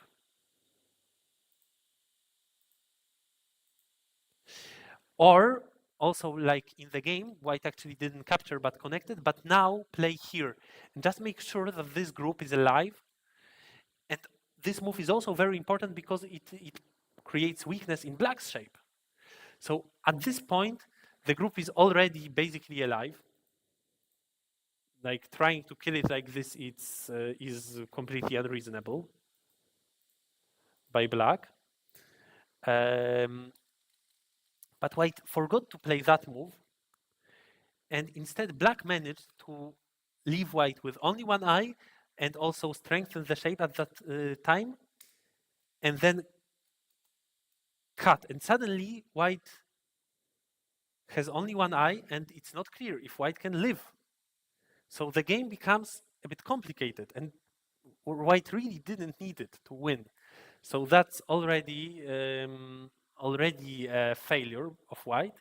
And now what white should do was not playing this move and then that, because then black still had that Tesuji, which black used very precisely. White should have played here. Then the Tesuji doesn't work because we can play from the other side. And it's all what it should be, which is black being split with 2 groups, both of them on the edge of dying, and one should die most probably. Like this, certainly white dies, one of them dies. But then white plays this next mistake, and white is split with only one eye. And very annoyingly, it appears that white has one less liberty, and white simply dies. It's not a seki, and also if white connects here, white loses by 1 liberty. Very unfortunate final of that game. White had a big advantage for a long time, but didn't manage to keep it until the very end. Also, if white knew that it is going to be a capturing race, white could have played this throw-in, and then if everything else is played just like in the game, then it would be white's win, because then black has 1 less liberty, and white can simply capture black. Yeah, very unfortunate finish of that game, but also black's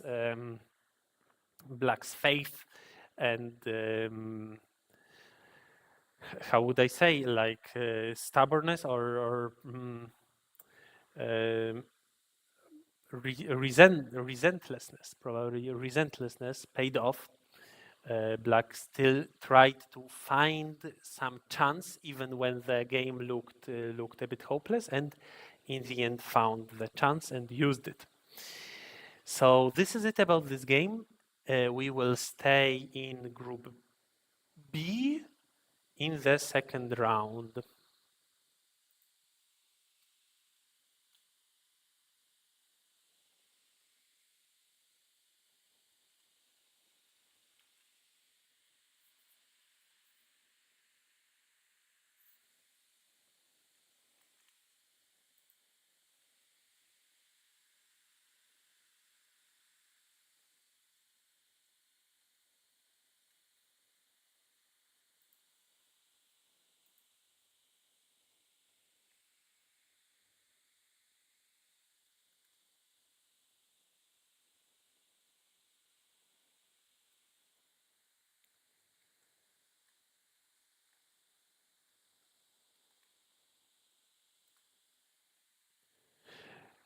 Przed chwilą zapowiadałem, że pozostaniemy w grupie B w drugiej rundzie, a tak naprawdę pozostajemy w grupie C w trzeciej rundzie, a przerzucamy się za to na język polski, bo mamy przed sobą grę Marcina z Andrzejem. W tej partii Marcin gra czarnymi, Andy gra białymi i zaczyna się od takiego joseki, w którym białe zamiast grzecznie zagrać stare joseki, to przecięły. To cięcie jest agresywne, ale jest to dobry ruch. Takim podstawową kontrą na ten ruch zawsze było Atari tu i później pchnięcie z tamtej strony, po którym białe są w dużych tarapatach, chyba że drabinka nie działa czarnym. Wówczas białe mogą przycisnąć czarnego do bandy i czarne nie są w stanie złapać białego w drabinkę. Tak rzeczywiście jest teraz, bo białe się zatroszczyły o to, żeby drabinka nie działała. A zatem czarne wydłużyły, ale to jest trochę słabowity ruch, trochę mało aktywny. Lepiej było na pewno zagrać coś innego, pewnie tu. Ale co tu się by dokładnie stało, to ja szczerze powiedziawszy nie do końca wiem, więc po prostu omawiajmy grę. Zaraz chyba muszę wrócić. Dobrze, to będziemy z powrotem za chwilę. Przepraszam bardzo za to. Przerwa techniczna i zaraz wracamy.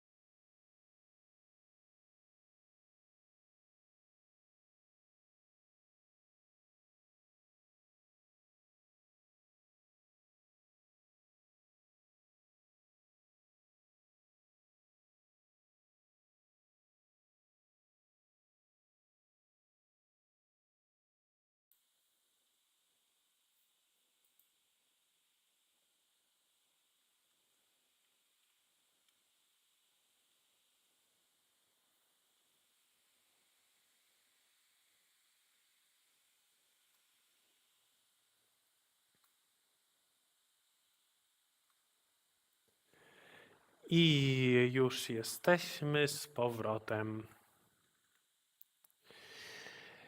Także czarne po prostu oddały ten pojedynczy kamień, no ale to na pewno źle dla czarnych. To znacznie lepiej byłoby zagrać taki skok, jeżeli nie chcemy, jeżeli nie chcemy ratować teraz tego kamienia.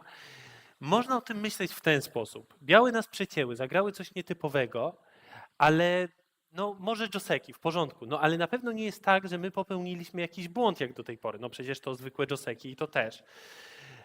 Więc na pewno nie możemy tutaj zaakceptować rezultatu gorszego dla nas. A oddanie kamienia na pewno jest rezultatem gorszym dla nas, bo jest gorsze niż ten ruch, który zresztą jest rzadko grywany. Tak? No bo to tak jakby było w ten sposób, a później takie wymiany. No to dobre wymiany dla białego. No to co zrobić? Jeśli nie możemy grać tej najzwyklejszej kontry, ponieważ drabinka nie działa dla czarnych, no to co? Na pewno musimy jakoś ratować ten pojedynczy kamień na górze. Może tym ruchem, może tym ruchem, a może tym ruchem. Ale wystarczy zagrać jeden z tych ruchów i no raczej nie będzie to błąd. Jeden z tych ruchów musimy zagrać. Musimy ratować nasz kamień koniecznie. Dobrze. W partii było tak, teraz czarny do narożnika. To raczej nietypowa decyzja, dlatego że tylko osłabiliśmy swoją grupę na zewnątrz. I jeszcze też zazwyczaj gra się najpierw Hanę, żeby później móc skoczyć dalej, a nie żeby później tak uderzyć głową w mur, a bardziej w dolną wargę paszczy tygrysa, czy w górną wargę paszczy tygrysa. Tak, tutaj paszcza tygrysa i nie ma dalej cięcia i musimy sobie przeżywać. Niezbyt to dobrze wyszło czarnemu, lepiej by było grać tak, to później nie musimy grać w tym miejscu, a możemy wstać i rozcinać białego, to znacznie lepiej. Także tutaj trochę złe rozegranie czarnych. Lepiej byłoby już po prostu wzmocnić tę grupę na zewnątrz, moim zdaniem, no i kontynuować jakoś tam. W partii wyszło o tak, czarne przeżyły, białe tutaj dograły. Ciekawe, czy tu trzeba dogrywać? Może warto, bo jeżeli nie dogramy, to czarne mają takie sprytne rozegranie ciach, ciach, ciach i później, no właśnie, już mogą nas atakować. Albo może wręcz zaczną od tego ruchu, wtedy już trzeba się połączyć i później tak, no i właśnie, jest problem. Także białe słusznie, że dograły, zauważyły tutaj słabość kształtu, czarne dały raz atari, w porządku, ale raczej jak raz, to oczekiwałbym też kontynuacji. Tutaj Joseki, tak. W tym momencie białe są bardzo silne, więc można rozważyć cięcie. To ogólnie istnieje taki ruch. Taki ruch istnieje, jest ryzykowny, jest agresywny, ambitny, no ale jeżeli mamy obok takie silne kamienie, to jest to prawdopodobnie ruch poprawny. Tak, jeśli czarne sobie tam wyjdą, to gdzie tu grać? Może tak. No i właśnie, czarne nawet nie mogą nas złapać w drabinę ze względu na nasze kamienie obok. No ale białe zagrało od dołu, czarne tutaj. Raczej spodziewałbym się ruchu na bandzie, żeby się jakoś też rozszerzyć od naszej ścianki. Tak to białe zagrały ruch, który zagraża tej ściance. Czarne kontrują, tworząc sobie tutaj dużą formację. No ale ścianka się robi bardzo słaba. Tylko czy to jest poprawny sposób ataku na tę ściankę? Może najlepiej tak zagrać.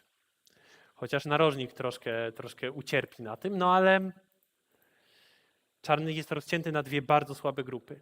Jeśli tak z kolei, to czarne tutaj bardzo mądrze kontynuowały taką kombinacją.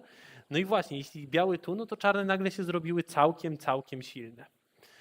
Białe więc przecięły, ale to niekoniecznie jest dobry ruch. Czarne mogą przeciąć, czarne mogą zbić i teraz jeśli białe po prostu przeżywają, to czarne uzyskują bardzo silny kształt na górze, no i mogą spokojnie poświęcić tych tam kilka kamieni na zewnątrz. Zauważmy, że czarne też dużo zyskały na dole.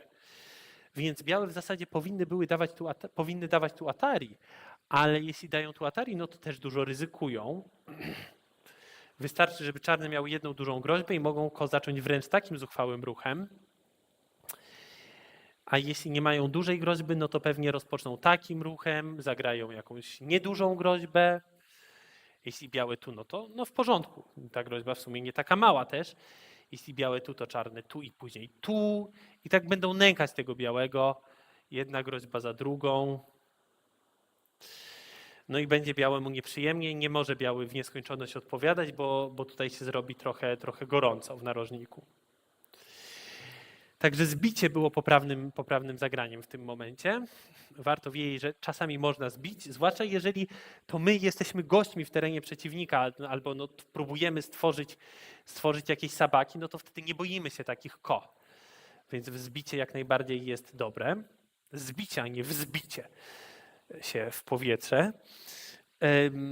Tak, także białe też pewnie powinny były jakoś inaczej tutaj to rozpocząć, żeby uniknąć tej kombinacji czarnych. No ale czarne połączyły i teraz z niesmakiem zauważyły, że nie da się białego złapać w drabinkę. To wielka szkoda. Można było próbować zagrać tu i w G tego, ale niezbyt to też wyjdzie, bo białe się oczywiście wydłużą i zamkną czarnego. No więc jest trudno ogólnie. O, teraz taki ruch, ciekawe. Taki ruch. A co jeśli czarne w tym momencie tutaj i tu? Tak, to białe w ogóle zginą, więc białe będą zmuszone do takiego zagrania. A wówczas czarne mogą rozpocząć ko.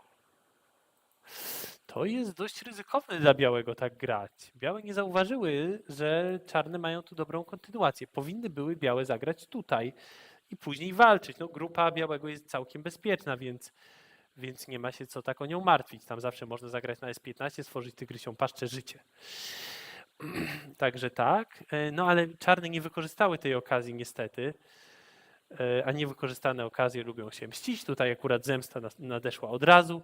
Po prostu białe zagarnęły całe to terytorium. No i grupa czarnego jest w dużym niebezpieczeństwie, musi się zabezpieczać, no ale to pozwala białemu trochę wchodzić w teren czarny, chociaż ja na miejscu białych raczej wolałbym zagrać gdzieś głębiej i od razu po prostu inwadować, albo tu, no albo ewentualnie położyć presję na te kamienie, bo po co grać od takich no już bardzo bezpiecznych kamieni białego? To zbyt asekuracyjny ruch. To przynajmniej dalej zagrajmy gdzieś dalej, no i później rzeczywiście atakujmy. Zmasowany atak, tak? A tak, no to jeśli teraz białe wiele nie wskórają na tamtym ataku, no to oddały czarnemu może zbyt dużo. Także tutaj troszkę zbyt spolegliwie białe pograły. No ale ostatecznie udaje się czarnego rozciąć, bo rzeczywiście słabe były kształty czarnych. No tak, jeżeli daje się rozciąć w ten sposób, no to w porządku. To grzechy białego zostają białemu odpuszczone. I czarne są teraz w tarapatach, są rozcięte na dwie bardzo słabe grupy. Tak, tutaj białe się zabezpieczają i czarne wyglądają jakby były bliskie śmierci. Ostatecznie czarnemu się udało przeżyć, no ale za dużą cenę.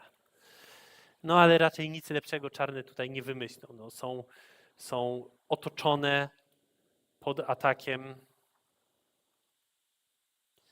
To i tak cud, że udało się im ujść z życiem. Teraz trzeba się zatroszczyć o drugą grupę znowu, nią przeżyć.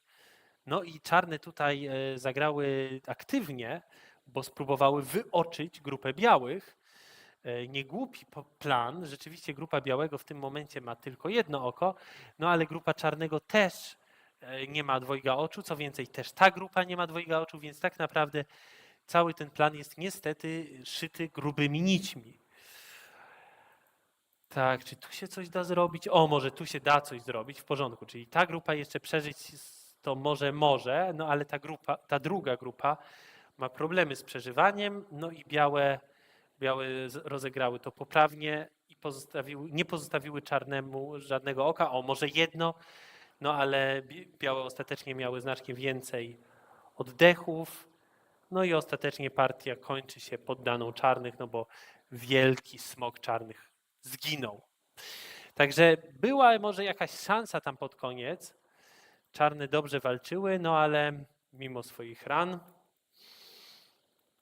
No ale już ten zysk białego tu na dole oznacza, że czarne muszą zabić, że już zwykłe przeżycie nawet nie jest wystarczające dla czarnego, bo białe mają całe mnóstwo punktów, tu punkty, na górze punkty, a czarne no, zostały z nie tak wieloma tutaj, no i jeszcze czarne prawdopodobnie wyjdą w goty z przeżywania i białe możliwe, że nawet zabiją cały ten dół.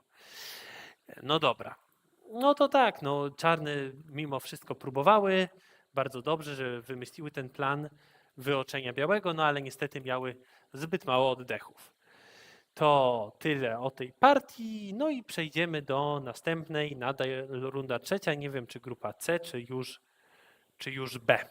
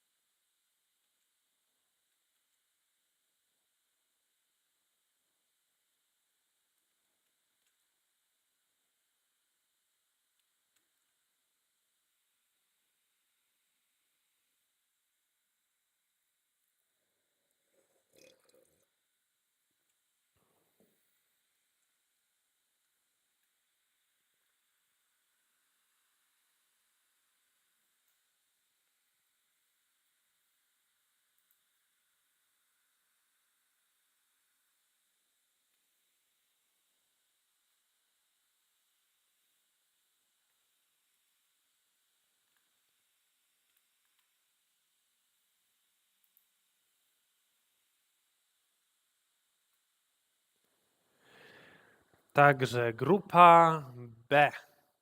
Warren kontra Cassian. A, no to oczywiście po angielsku.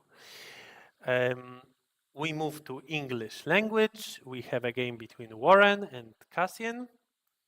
Not sure about the pronunciation. Sorry for that. In this game, Warren takes black, Cassian takes white. Round 3. Joseki, and then this interesting move, possible move. Black invades. This is the correct play also. White plays that knight's move. And here I think that it's best to connect. Black can live like this and play away, but then white has still center exchanges against the corner. Or maybe black will attach and then white takes center. But white played here, black captured the stone, then white plays from the outside. Did white gain something on it? Not sure. The group of white is a bit weak and it's also painful to strengthen it. And black gained stones which are going into white's moyo. So probably it was not a good idea in the first place. And white would do better if he just expanded the moyo or played a different move. In the game, white played like this, then attached in the corner. This is a Joseki, but it looks good direction-wise for black, because it seems that black will swallow all that huge left side. White gets an influence, so it makes sense with the overall strategy of white.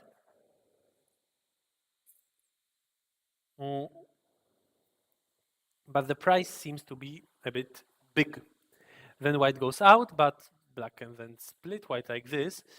And that is not really an issue, because if white cuts, white ends up with such an ugly shape.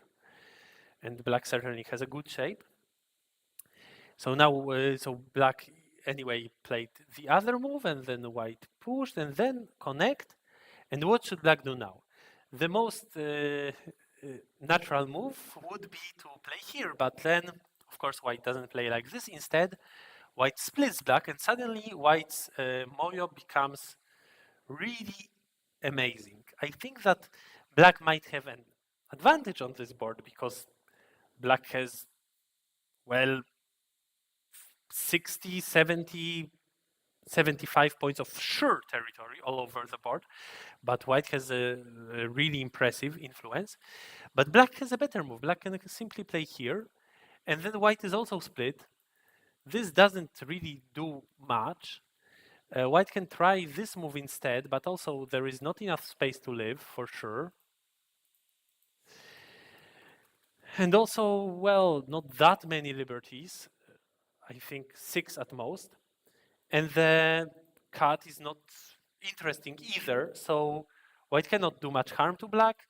White is split and black captured all the left side. So this is very good for black, and black should play like this. But instead of playing there, black first played here, probably expected such a move, and then probably still would play that one. So black wanted to make sure that the stones are safe, even if white tries to put some pressure on them, though it was not necessary.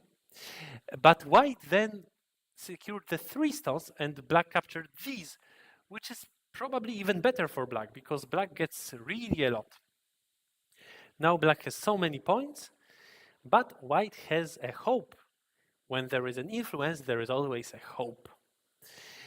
So yeah, white continues, and black should start being a bit careful about how this game develops. We cannot just play from our strong stones and grab 10 more points here, 5 more points there, because suddenly white can create 50 points out of nowhere, and then another 40 points out of nowhere. And then white might have more than us. So what we should do is invade. Now is the perfect time to invade, because for sure the invasion will be a success. There is no way white can kill such a stone, like really. It's completely safe to invade right now. But if we play moves like this, then, well, it becomes a bit more risky. Okay, now we can still invade on the top side, but also there was another invasion, maybe even better. Here, also, very important invasion. But, well, in the game, white gets another move, tries to enclose a big part of the right side, and then black very mistakenly plays from his strong stones. So with these moves, white starts to have a hope in this game. Black should have invade now for sure. If not now, then when? Maybe invading just on the top side is enough. Then maybe we can simply play like such calm moves and then reduction, and this might be enough because we have a lot of points. And well, let's try to count. So here, 5, 10, 20, 30, 40, 50. It's easy to count, isn't it? 60, 70, well, 80. White has up to 80 points, and black has 30, 45, 55, then here 65, 75, 85, 90, plus a few, plus here a few. Yes, so this is already enough for black to win.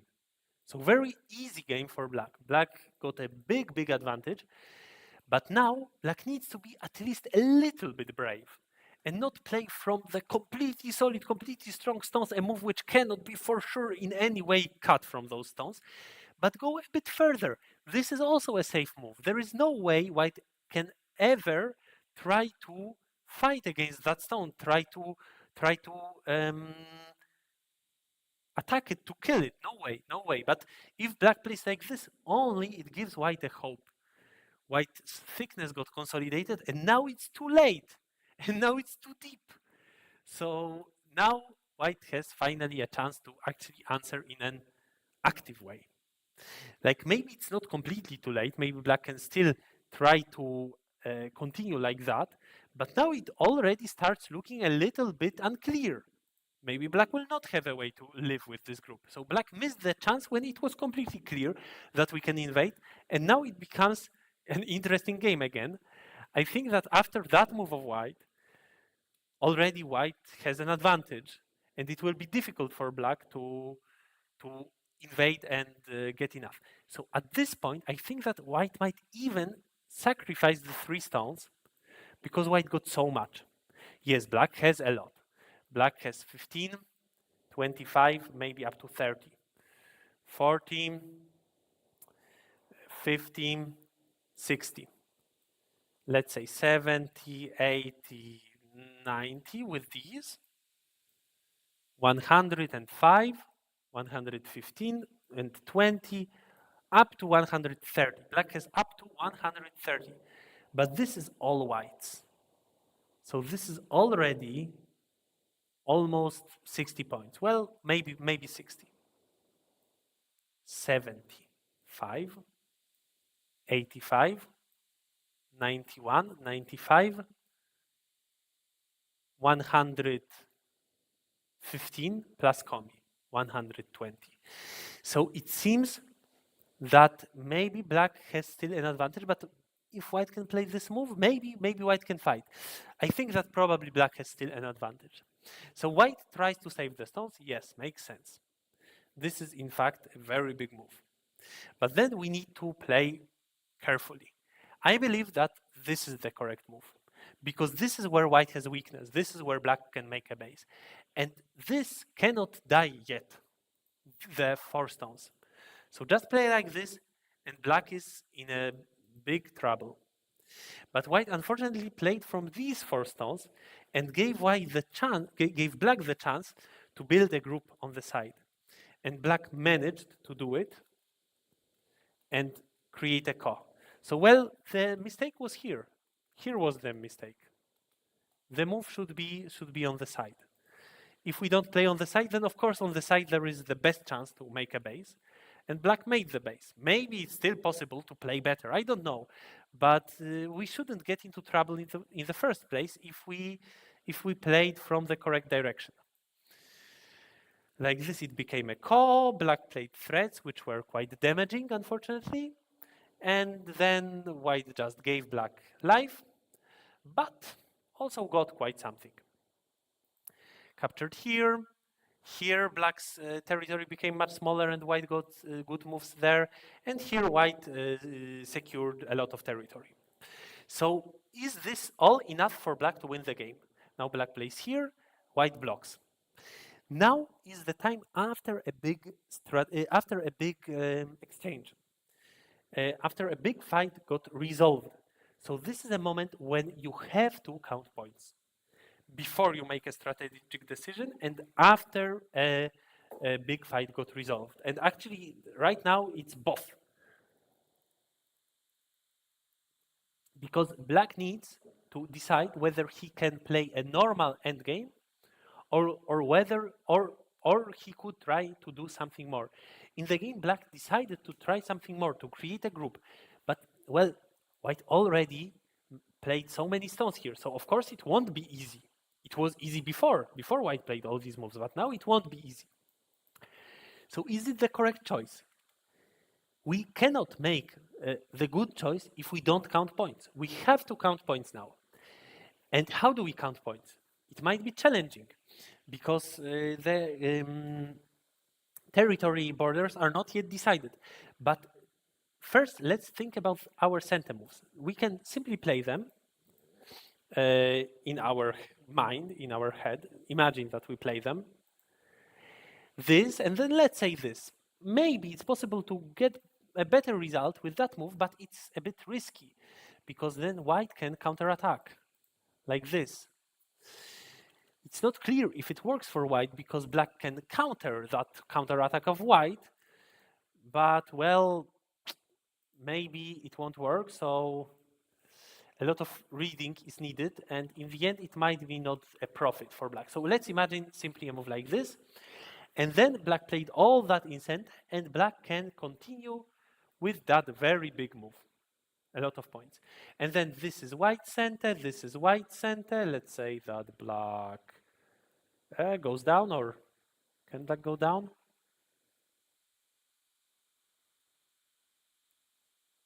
Let's say that black goes down. This doesn't work for white. Oh no, this works, sorry. So actually, it's also quite important whether black is in time to play this move, but it's probably not that big. The continuation is not that big. So maybe we need to count like this, that this is white center, and this we need to imagine, and then count points. So we count 15, 18, 22, 26, 36, 45, 50, 61, 73, 76, 86, 90. Black has 90 points.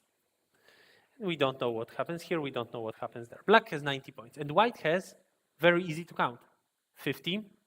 Well, there are 4 stones of white and 1 stone of black, but here there are additional 3 points. So indeed 50. Here 6 plus 6, so it's already 62. Maybe white even captures the stone, so maybe a bit more. 65, 67, 68, 72, 73, 80. White has 80 points. How many did we count for black? I forgot. So bad of me. Let me count again. But white has 80. This is easy to remember. And black had 22, 26, 30, 34, 7, 50, 61, 73, 6, 86. Black has more. Black should have an advantage. Like, all right, white has this now privilege to play this big endgame, but black also has a big endgame here. Maybe we counted a bit optimistic for black there. Maybe it will be 2 points less, but still black has an advantage of at least, I don't know, 3 points. So this would be an easy game for black, easy win, if black can only judge correctly that position. I don't know if black tried to do it, but it's obligatory, because otherwise for sure you don't make the good decision. But black tried to live, and then black didn't manage. So this was very unfortunate. Black tried and then died with everything, at least still managed to get these A, B, C, D exchanges, so it's not that big of a loss.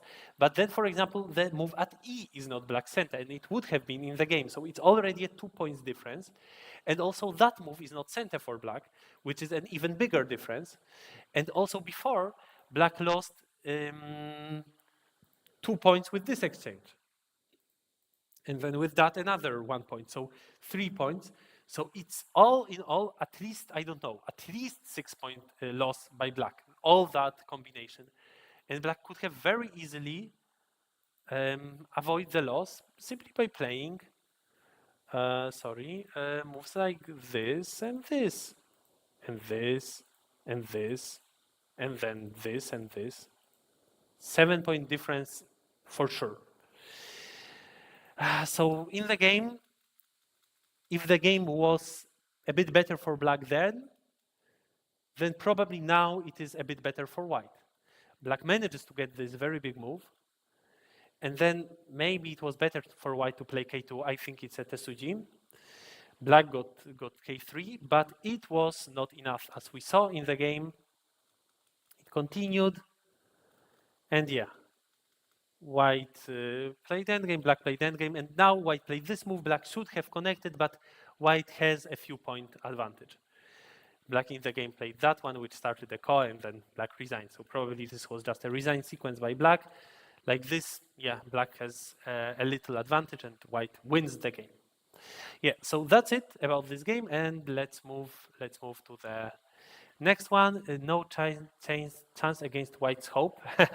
Yeah, if there is such a big moyo, then it's difficult to play. But we need to be brave. We need to be brave against the moyo. Also, hello to Goshpur, who also came. A very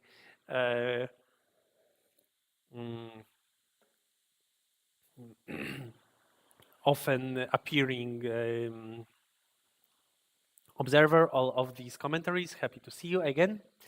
and we will stay in Group B in round 3. So see you in a moment.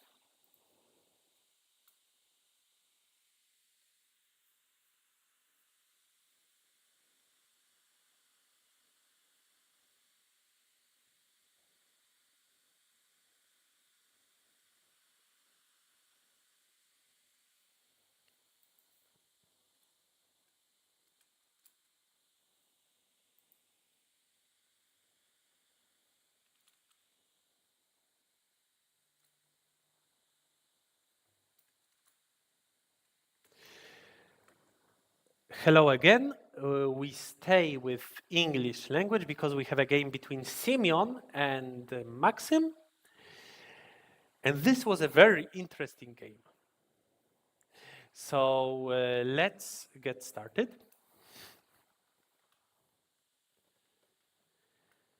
Opening is calm. Yes, then black invades. White plays from the top, and then black extends. If black extends, the most common move is to play here and not to play there.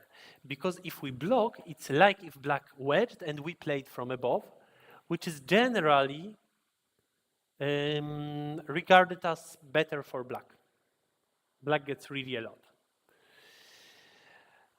So after black's wedge, the usual move for white is to play here, there, and then, well, black can capture a stone in a ladder, but white also got a lot. Or maybe a co starts. The white has a big threat here, black doesn't really have threats because it's an opening, so it can finish like this. Even result. But in the game we have this move, after which white can play from above, and then, well, black can connect. But it's fine for white as well. Also, white might use a Tesuji. So black will probably play here, and then white has a possibility to split off that stone. But, well, is it worth it? Maybe yes, but also not that incredible. In the game, we have this variation, which is a bit better for black because the corner is big. Then black continues here. Also, this is a very big move after white made such a big influence on the top. So I would expect a move around here, but white played there. This is not the biggest move. Either expand your moyo or try to make black's moyo smaller. And a key point is here. This is a good move, this shoulder hit. If black plays there, then white blocks and creates a group. So a usual play for black would be to play here, to go here, but then white jumps and also gets a flexible shape. This is a good play by white. Maybe the next move is not needed to be here. I don't know where to continue, but we can either continue from there or maybe just a Nuki, also not bad. But that one is not very big because the corner is too solid. So why do we need to approach it? The stone is on the third line, so not much pressure put, and white was already safe. And if we want to make the group safer, we should rather jump around here to to destroy black's influence on the bottom. Now black expanded the influence. This was very well played. This is also a good move. Yes, and black continues to build. Wait, actually, I think that the other game of Maxim was the one which I thought to be very interesting, and this was actually one of the unfortunate games, which we have quite a lot today. Unfortunate game, which finishes not with the result which we would expect, judging from the flow of how the game went. So now white ran out, but then black plays this move, which is very big. And white attaches. All right, all good. And black should probably play from below. But black tried a more aggressive move, and then with the plan to cut. And white got scared and extended, and black got a very big territory, fifth line territory. And the stone which white has just played simply died with no agi left. So this is a very bad result for white. But white shouldn't have gotten scared. White can simply play here and then there. And black cannot fight against this move because like black cannot cut because white can simply capture black. And also if black plays here, it should be rather easy for white to make a base. If black goes down, then white can even probably capture black stone, or even if it is not a capture, then black destroys everything around by trying to go out. And in fact, black cannot go out, all right. Um, so black needs to play here to not give that one to white, but then white can still get a lot of profit by attacking black, and white goes out, and white very easily runs out with the group, destroying all black's points. So this would be a very good result locally for white. Big success, so black cannot even play this cut. It's unreasonable by black, unreasonable plan, and black must have played here. But white was afraid to go into fight against Maxim, stronger player, third dan, and accepted, unfortunately, a bad result. Certainly white didn't have to accept it. Then white reduced black a little bit. If I was black, I would probably rather play from the corner, but it's all right to take the outside influence as well, though, well, there are a few points in the corner, quite a few.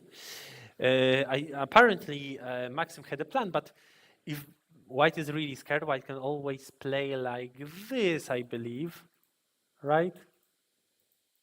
There is some weakness, all right, but not that much.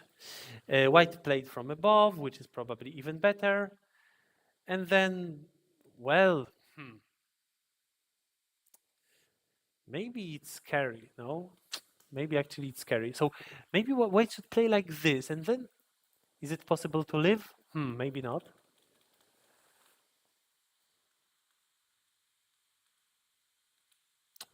But it's unfortunate not answer to black's threat. I would answer to it and then accept such a result. The group should be still able to live somehow.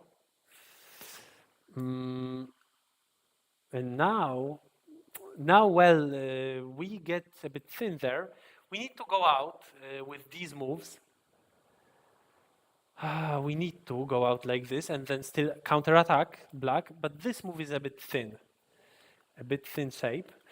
Although we have then good peep, so the shape becomes better, but black runs out a bit easily. Oh, white played such a Tsuji. That looks nice, but, well, maybe now better cut. Not really.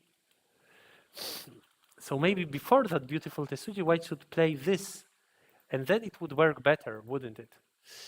Like this, it could be a good plan by Simeon, but in the game, it was an overplay in the end, and white died. Black played very carefully. Here, there is no ladder, so black had no way to capture, white had no way to capture black stones, and white simply died. Well, got something in exchange in that black's corner, but for sure black got more. So the game looks very good for black. It's for sure not a small advantage. And the game continued, and it seemed that Maxim should simply win it. But then, in the very end, there was a call. And you know, a call always brings chaos to the game. Because in the call, sometimes you have a right to play a move which poses a threat to your opponent, which you would usually not play because you don't think that your opponent might make a mistake. But then your opponent might make a mistake. And this is the very unfortunate moment where white played a threat, and black should, of course, answer here. Then the next move is not even a threat. White is already dead. So white would continue with such threats if white is to play that call. But that call doesn't matter for the game result. But after this move, black made a big blunder, and instead of playing here, black played there, thinking that the next move of white is only here. But then white simply played the Atari, capturing black's group, and now white wins by a big margin.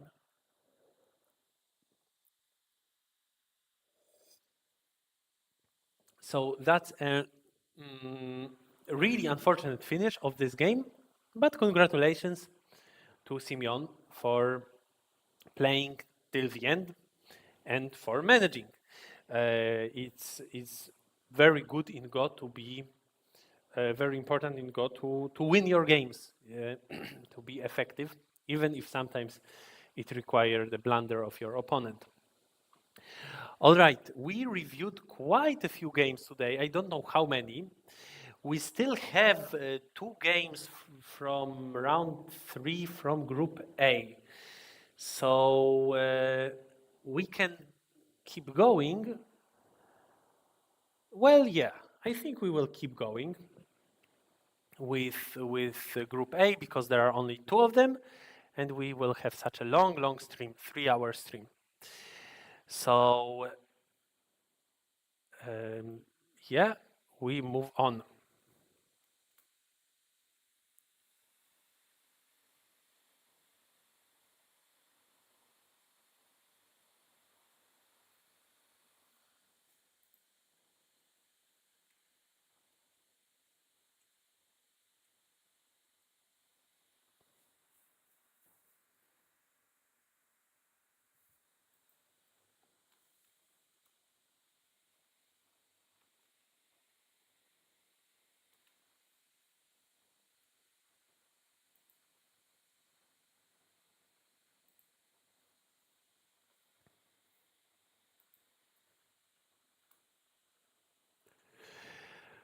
We move to Group A. We stay with English language. Round 3, the game between Milena and Cesare. Let's see how this one went. Cesare takes white, Milena takes black, and she starts with Tengen, so she's back to her favorite opening. White pushes. White was afraid to play a pincer because black has already a stone in the center which will help in any fight. So instead, white tries to not let black make a moyo by creating a wall by himself. And then this continuation is not really recommended because it takes away white's liberty, and it's all right for black to simply capture that stone. So when your opponent plays like this, just capture that stone. You get a very strong shape, and that's true that your opponent can capture your stones with this move.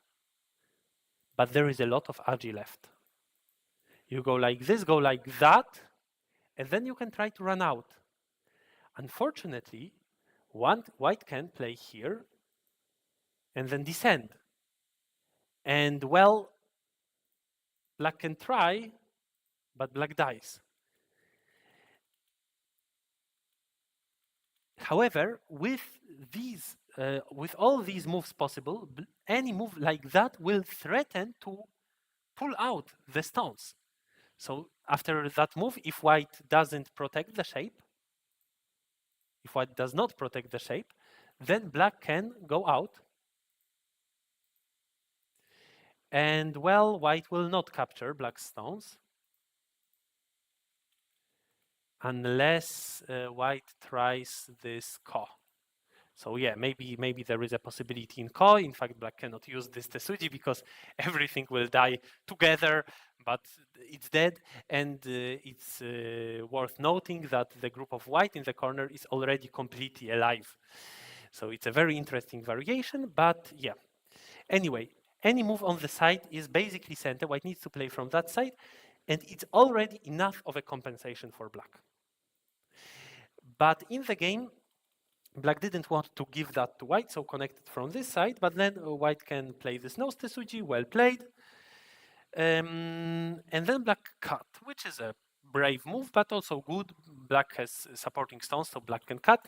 Another option would be, of course, to crawl, and white would play away. Then white plays Atari in center, jumps, black goes up, and then white also jumps. Good. Also another good direction of play would be to go here. Maybe white is afraid of black emphasizing the center of the board, but come on, it's not a big issue yet. We can simply shoulder hit on the 3 point, and yeah, That's it. Jump is all right. Black also jumped, and then white builds a base, and then white played peep and that move, which looked all good, but in fact white should have played here. And this one was risky, which Cesare didn't think of for a moment. Cesare thought that Milena will simply play from the corner, he will connect, have a base, and then, well, black can emphasize the center, but then we can play the shoulder hit. But Milena played this peep, very well found. White connected, white needs to, otherwise it's really bad for white. White connected, and then black needs to continue. Black continued like this. Another possibility was like that. It is difficult to choose between these moves, but if we are ready to let white connect, which we are, then probably we should choose the other move. Though, well, it's all difficult choice because that group of white is so thin, but the other group is also thin, and this group of black is thin, the corner is thin, and we need to decide what is bigger, what is smaller. If we can play now in the corner, what will black do? Here, risky for black, so maybe rather black plays here. Maybe we take the corner and go for an exchange, and this is very difficult to judge. In the game, white simply played this one and let black enclose that corner. Luckily, it's still possible to live in the corner, but the group in the center is still very thin, white's group in the center. So it's not a good result for white. Black connected everything, white is split. So maybe white should play like this, but it's of course also very scary. So in the game, white played like that, and then white tries to somehow use what white got and split black. Well, white managed to get something in the center. Why did black not play from the other side? White was apparently afraid of this play of white. Well, maybe this was reasonable, yes. But then white manages to make life, and black gets this turn, which is very, very big. I don't really understand this next move of black. I think that even a move here is more important than a move there. So, for example, black plays here and white plays that shoulder hit. Anyway, black's group on the side is quite strong, and black controls the center of the board and the bottom side. But we can also tenuki now, and tenuki where black did tenuki afterwards. Yes, this was a big move. White played very actively here, splitting black stones, but also strengthening black. Black is a bit afraid. Yes, I see. But then manages to make a group, build a group. Yeah, all good. Of course, it would be better if we can connect the stones, but it's not very clear, though I think it's possible to play like this. Even if we don't connect, at least our opponent is split as well, so should be better. Then white is much thinner everywhere, and yeah, the game looks a bit bad for white with this group being cut off.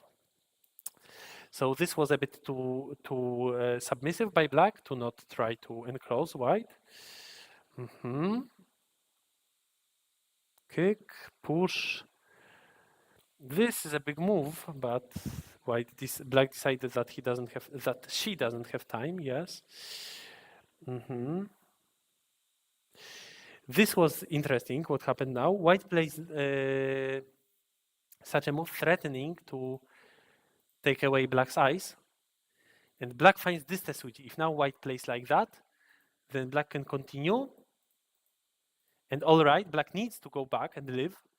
But what black got is this possibility, which means that now any move like that will be certainly gote, because white needs to play another move, and it's not clear if it now puts pressure on black's group. So first of all, black becomes very strong. Second of all, black might even think of a move like this, because there is a cut, right? So white answers, and then maybe like that, and maybe try to attack the whole group of white, but probably white has more liberties. But still, it's possible to cut off the group of white afterwards. So this is the continuation, and white answered like that, but then black can still play the same. It's absolutely the same. By the way, white cannot play from the other side because then black lives in center, so this is not what white wanted. So, but black played another move. And then black takes away a few points of white, but finishes in Gotham. So not sure if it was worth it. White gets center and plays very good moves here, taking a big territory. Now it feels so much needed to go down, but it's scary because if white plays here, then will we have to ice? Well, it's a very important question. If we can answer positively to it, then we should really play like this. So for example, here we can simply play Atari and go like that, and white cannot do much. So in fact, with that Hane, probably black is safe, but white will still fight. But on the other hand, black will manage to build a group on the bottom. So it is really useful to play this descent. But in the game, black played that one, which gives white potentially many more points on the bottom. Then white continued like that, which is a big move. But does black need to answer? Black did in the game. But if we don't need to, then we really shouldn't. Really, we shouldn't answer.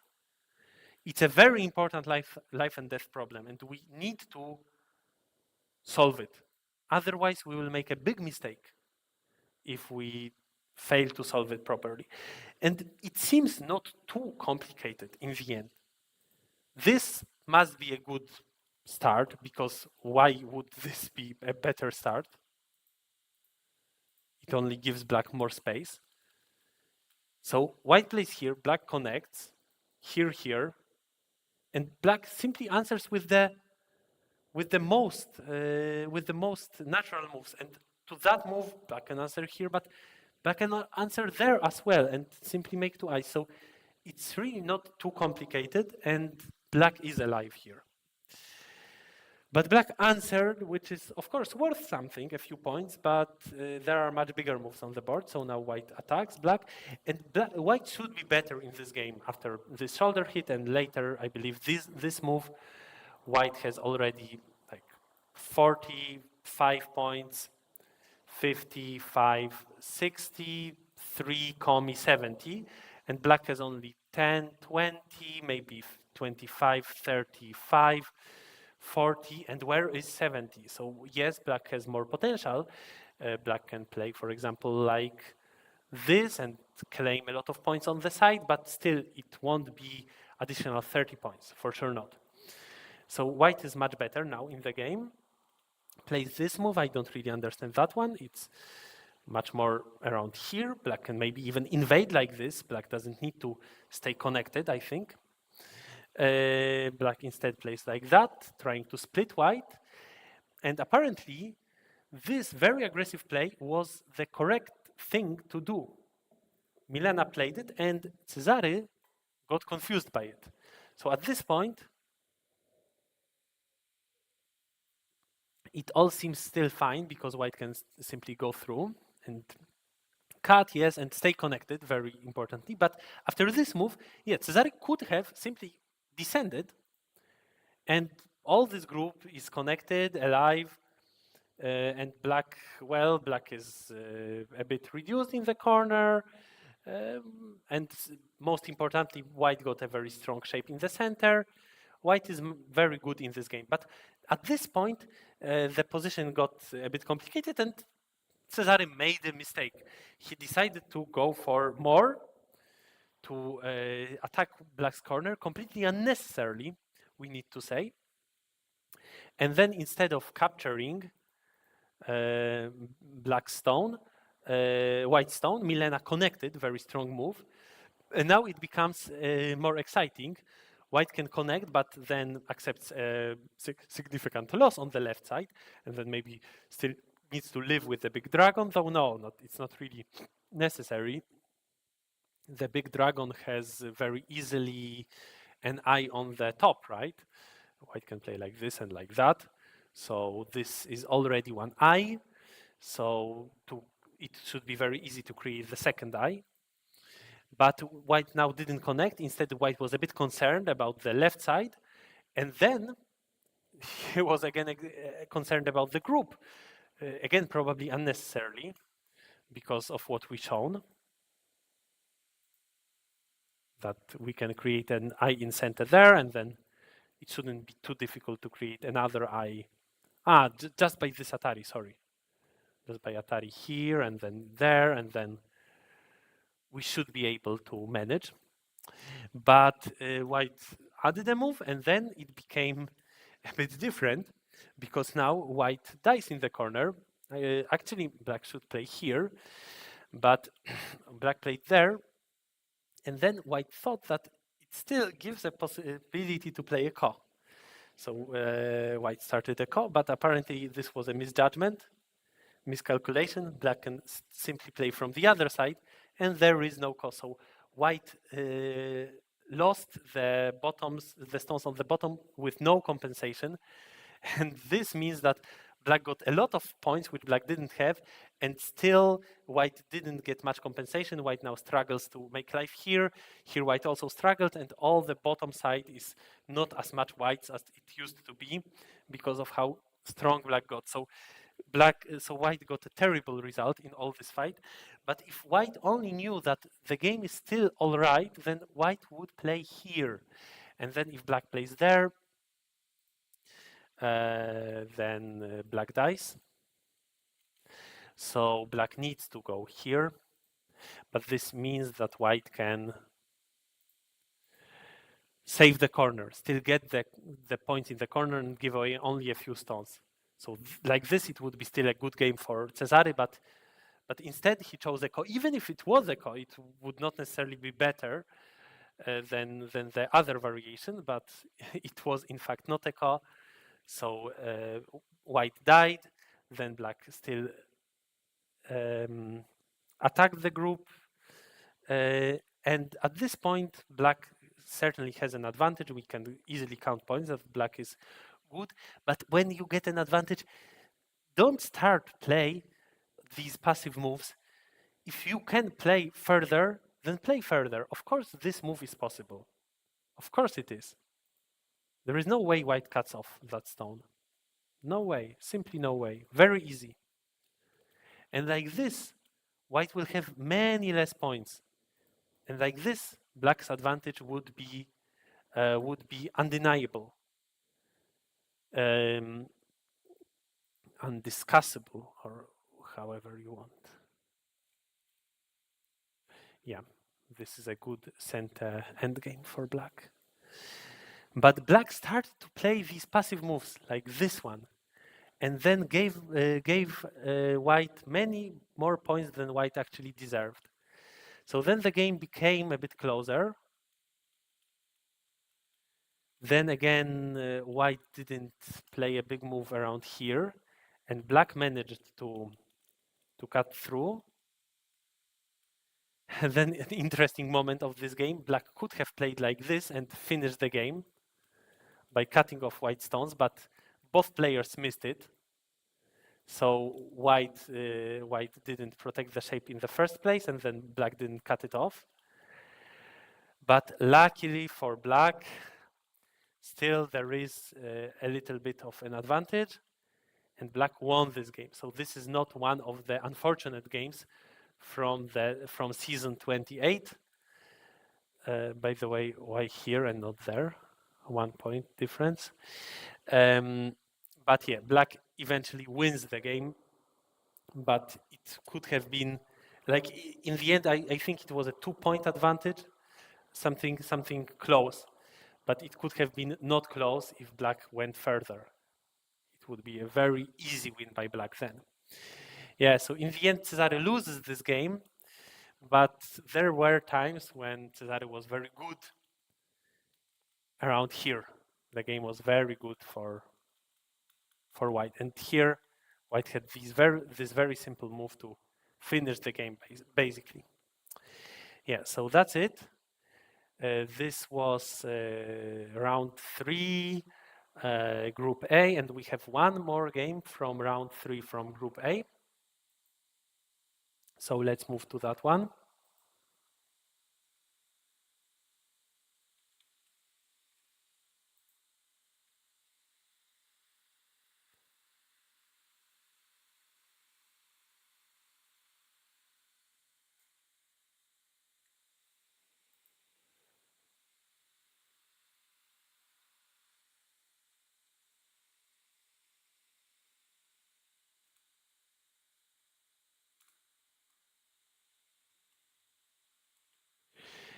And we stay with English language because we have a game between Łukasz and Robin. So let's take a look at this one. Łukasz plays black and Robin takes white. Here is the first interesting moment. White plays this large knight's move. What should black do? This is not a move which we know from Joseki books, so should we try to punish it or what to do? First of all, if white answers with other moves like this or that, it's common to play away. So after this move, we can also play away. And if we think further, what threatens us, what is like what white can do afterwards, then there is not much threat. If white kicks, then the shape is a bit bad. White needs to add a move here, and then we can extend on the right side, which is good for black.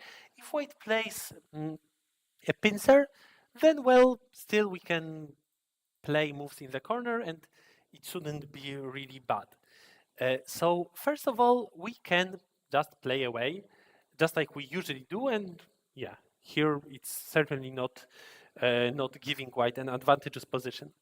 But also, one thing which I wanted to mention about this shape is that my first intuition is seeing such a large knight's move to play this jump, because it's a weak point of the large knight's move in general.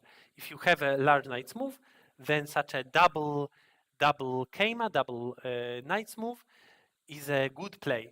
If white kicks, then we can go out, and later the push through will be annoying. So maybe white plays a Kosumi like this, but this exchange is already satisfactory for black. So we could jump now, or we can jump later. Also, when white attacks the stone, we can jump.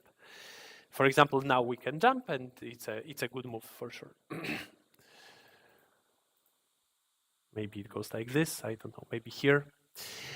Black invaded in the corner, yes, then white attaches, black simply goes back. It's possible, though usually we play a more active move, like here, for example. Do we need to be afraid of the call? Or actually, we can play here because the ladder doesn't work for white, so it's just good for black to connect. So why not play from the outside? White doesn't have that much choice. Another move which exists is this one, but this one is rarely seen. How does it go? Like this, this. Back in the day, I used to play this Joseki in 2018 in China as white, but actually white's influence is not that impressive, and black can be satisfied with their secure territory on the bottom. White played like this, black played like this, white jumps, yes, makes sense. Then black went into the corner, also makes sense. But as I said, I like the idea of jumping. Then white creates an influence. Black plays a big move on the top side. In general, a good game. We see a good game.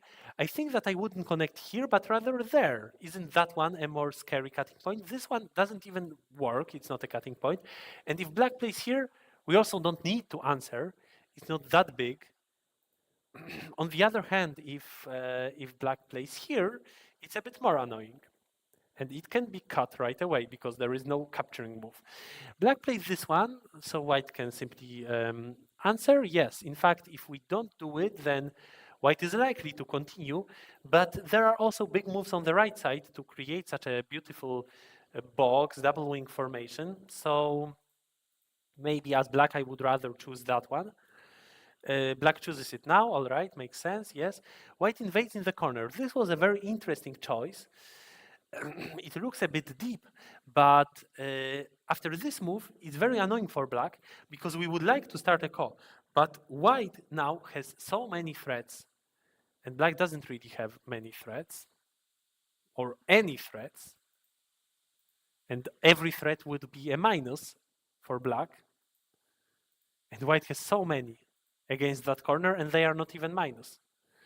So it's, sorry, like I got lost with playing this call. But anyway, difficult to start a call. So white is challenging black. And well, if black doesn't start it, then white will be able to simply live. No, actually, this is not a simple life. Sorry, this doesn't work. But it will stay for a long time on the board, and it will be always difficult for black to start a call. Maybe at one point, white will play here, actually, and forcing the call, forcing black to start a call. Now black invaded, makes sense.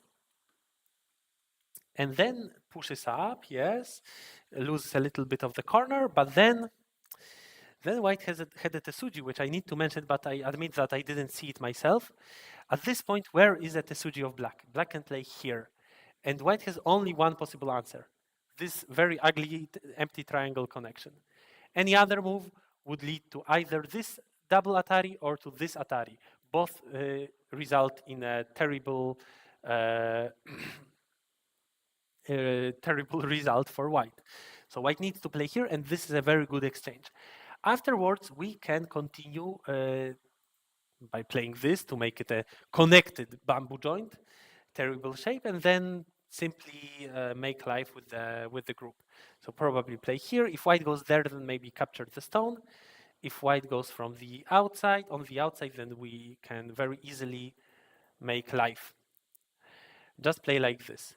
But in the game, black played differently. Black missed that Tesuji, then played Atari, and white countered. Yes, and it looks like a fair exchange because white gets a lot of points, but this Ponuki is also worth a lot. Then black builds a Moyon, makes sense. Though my intuition would be probably a bit more around here because there is a weak point in white shape. So I would always try to do something in center or in half center. It's a bit annoying for white. It's not clear how to answer. Then maybe black can get both sides at first the first one and then the second one. Like this, it is possible for white to play on the side, but white instead plays here, after which it's so tempting for black to start the ko, because now the ko becomes much lighter for black. First of all, if black wins the ko, then this stone of white is very stupidly located. Black has a lot of points, and yeah, white simply lost a move. Second, even if white wins the ko, so let's say black answers and then black plays a threat. If white wins the ko, also this move is not really perfectly located. It's not really needed there. Well, it's a good move, but probably there are better places on the board where it can stand. And also we need to remember that black is able to use a ko threat. For example, this one, which is quite big. Maybe white needs to actually block here to not let black use an aji in white shape. So it's very tempting to start a ko, but it's also very difficult because the threats against that group on the left side are still too big. So maybe this is a big enough threat, but that one is also a big enough threat. Then black plays a threat, then white plays a threat. And it's very, very difficult to understand clearly who has how many threats. But basically, we need to count threats, and based on this, decide whether we should start the ko or not. In the game, black didn't start a ko, but it feels really humiliating to agree on such an exchange, and later still the group can be killed only in a ko. But then no matter what, the CD exchange is very good for white, no matter if black in the end wins that ko or white wins that ko.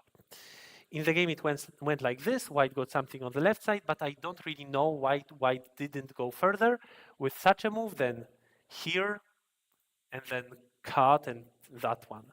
It would be better. But like this, it's also fine for white. And then black tries to build a moyo. Yes, makes sense. And yeah, big moves, big moves. Difficult stage of the game, late, middle game.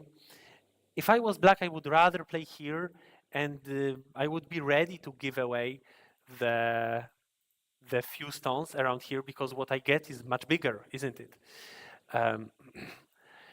But black played like this, which facilitated that splitting move of white, and then it becomes a bit risky for black. White splits black. And black was very cautious, made life with the group, but maybe it was not needed, and black could simply play here. Then probably the game is better for black. Black got really a lot. Well, we would need to count points. So let's say that black is alive in the corner and can play there. Then how many points? Who has how many points? Yeah, black has 7 times, or let's say 8 times 3, 5. Okay, so 40 points here, maybe a few more, a few less. 40, but a few more here, so 40, 42. Black has 42 plus 9, it's already, or in fact, this is black's almost center.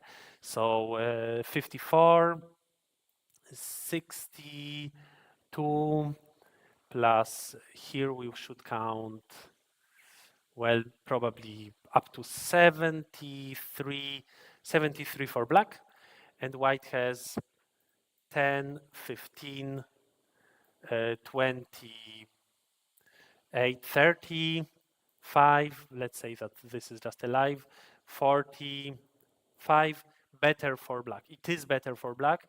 So in fact, I understand that black just wants to be on the safe side, but then the borders of the territories do change quite much. But probably still better for black. Then white plays this move, and interestingly, black answers. Why does black answer? Because if not, then white can play here. And even though black lives, like that, after this move, white can play here, here, here, and erase all black's points in center. So with this move, black secures how many points? Well, white later can continue. Later, white will be able to continue with this in center. So black secures 6 points and takes away at least 1 point of white's territory, but in fact a bit more because of the capturing race, because of the Samedori in white's territory. So it's not even 7 points, but probably 8 or 9 points. Black plays this move, it's like 8 points in reverse center. Very interesting. But also, very interestingly for me, AI believes that black should embrace it and later play here, actually, and go into a 10,000 year call. Apparently, this is the better way, even though white creates a 10,000 year call in center, and later the group might even die. The death is so distant because white needs to first take away all the outside liberties that black doesn't care, and in fact, most probably, like apparently, it's more like black still secures a few points on the inside with that combination, but it's very counterintuitive for humans. All right, black continued here, center. Here, actually, white didn't need to respond, I believe. Did white need to respond? It seems that white is ahead by 1 liberty, unless black plays like this. But then also ahead by 1 liberty. So this was not needed, then white lost a move. That's unfortunate, especially that the game might become close if white plays active endgame. Because black already played a few slow moves.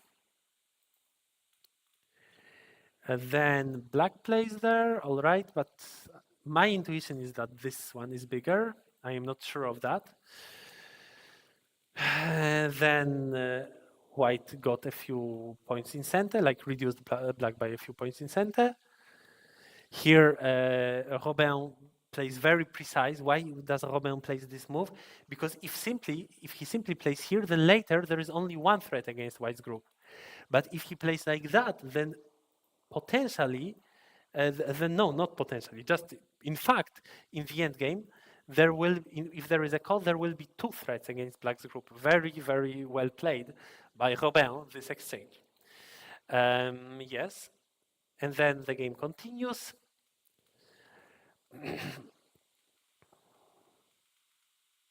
Yeah, it all looks reasonable, but then white managed to find the Tesuji. Aha. So maybe black should play a bit differently, but yeah, this was just well found by white.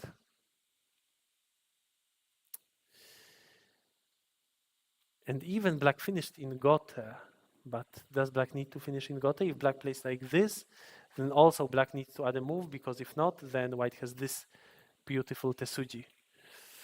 This is very painful. But in fact, if black knew that this is white center, then black should rather play like that. Then it would be white's Gote. And then black can play the next big endgame, which is probably around here.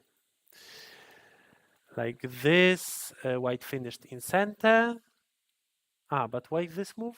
This is not that big, I believe.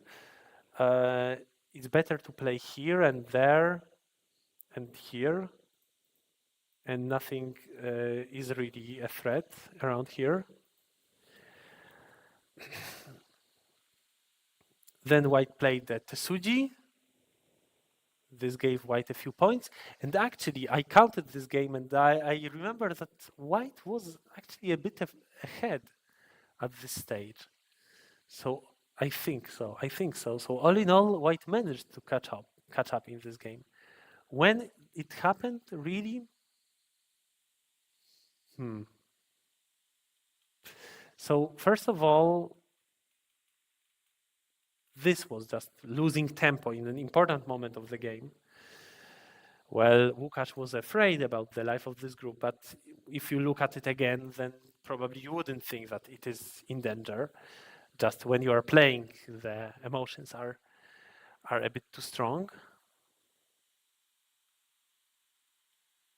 And then, well, maybe there were some mistakes. I don't know. How big is the move at A?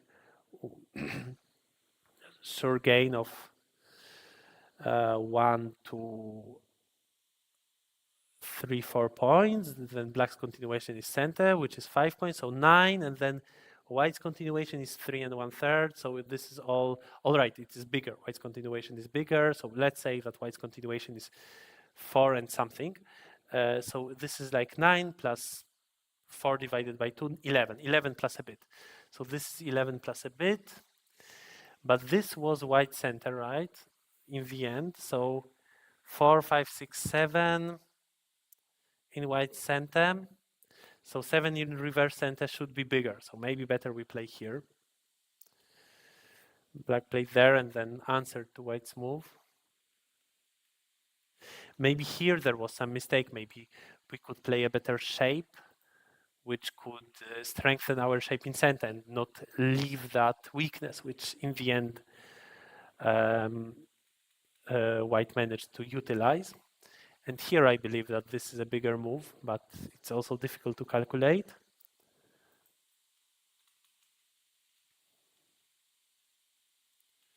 Well, difficult to say, but it seems that, yeah, in the end, white indeed got an advantage by, like, at this moment. So if here black plays that move or answers in a way to retain center, then to keep center, then probably black shouldn't be behind. Or this is better maybe. Yeah, so in the game it went like this, and if I didn't miscalculate, it was already good for white, and then maybe black just played a resigned sequence by playing this move, because of course black needs to add a move here, but black didn't, and then white kills black in a ko. So at this moment, Łukasz added one more move and resigned. Yes, very interesting and well played by Robin, that in the end he wins this game. But I think that generally Łukasz was also doing well. Well, at this stage, maybe it was a bit better for Robin having this many points, and maybe this move was a little bit off, maybe better to play next to white's weakness. So black played a little bit passively, but then secured a lot of territory on the top, and probably this was the key moment of the game. Yeah, this was a very long stream, the longest one, more than 3 hours. Thank you all for coming. Thank you for listening. We reviewed today round 1 and 3. Round 5 is still not finished, but I would like to review it this week somehow, not on Sunday, but maybe tomorrow, maybe on Thursday, I don't know. Because on Saturday I already fly to China for a week, and I play in the Chuzhou Lanka Cup there, representing Europe alongside with Mateusz. So we need to finish season 28 with the reviews before that. Thank you all for coming, and see you again in the next days. Bye bye.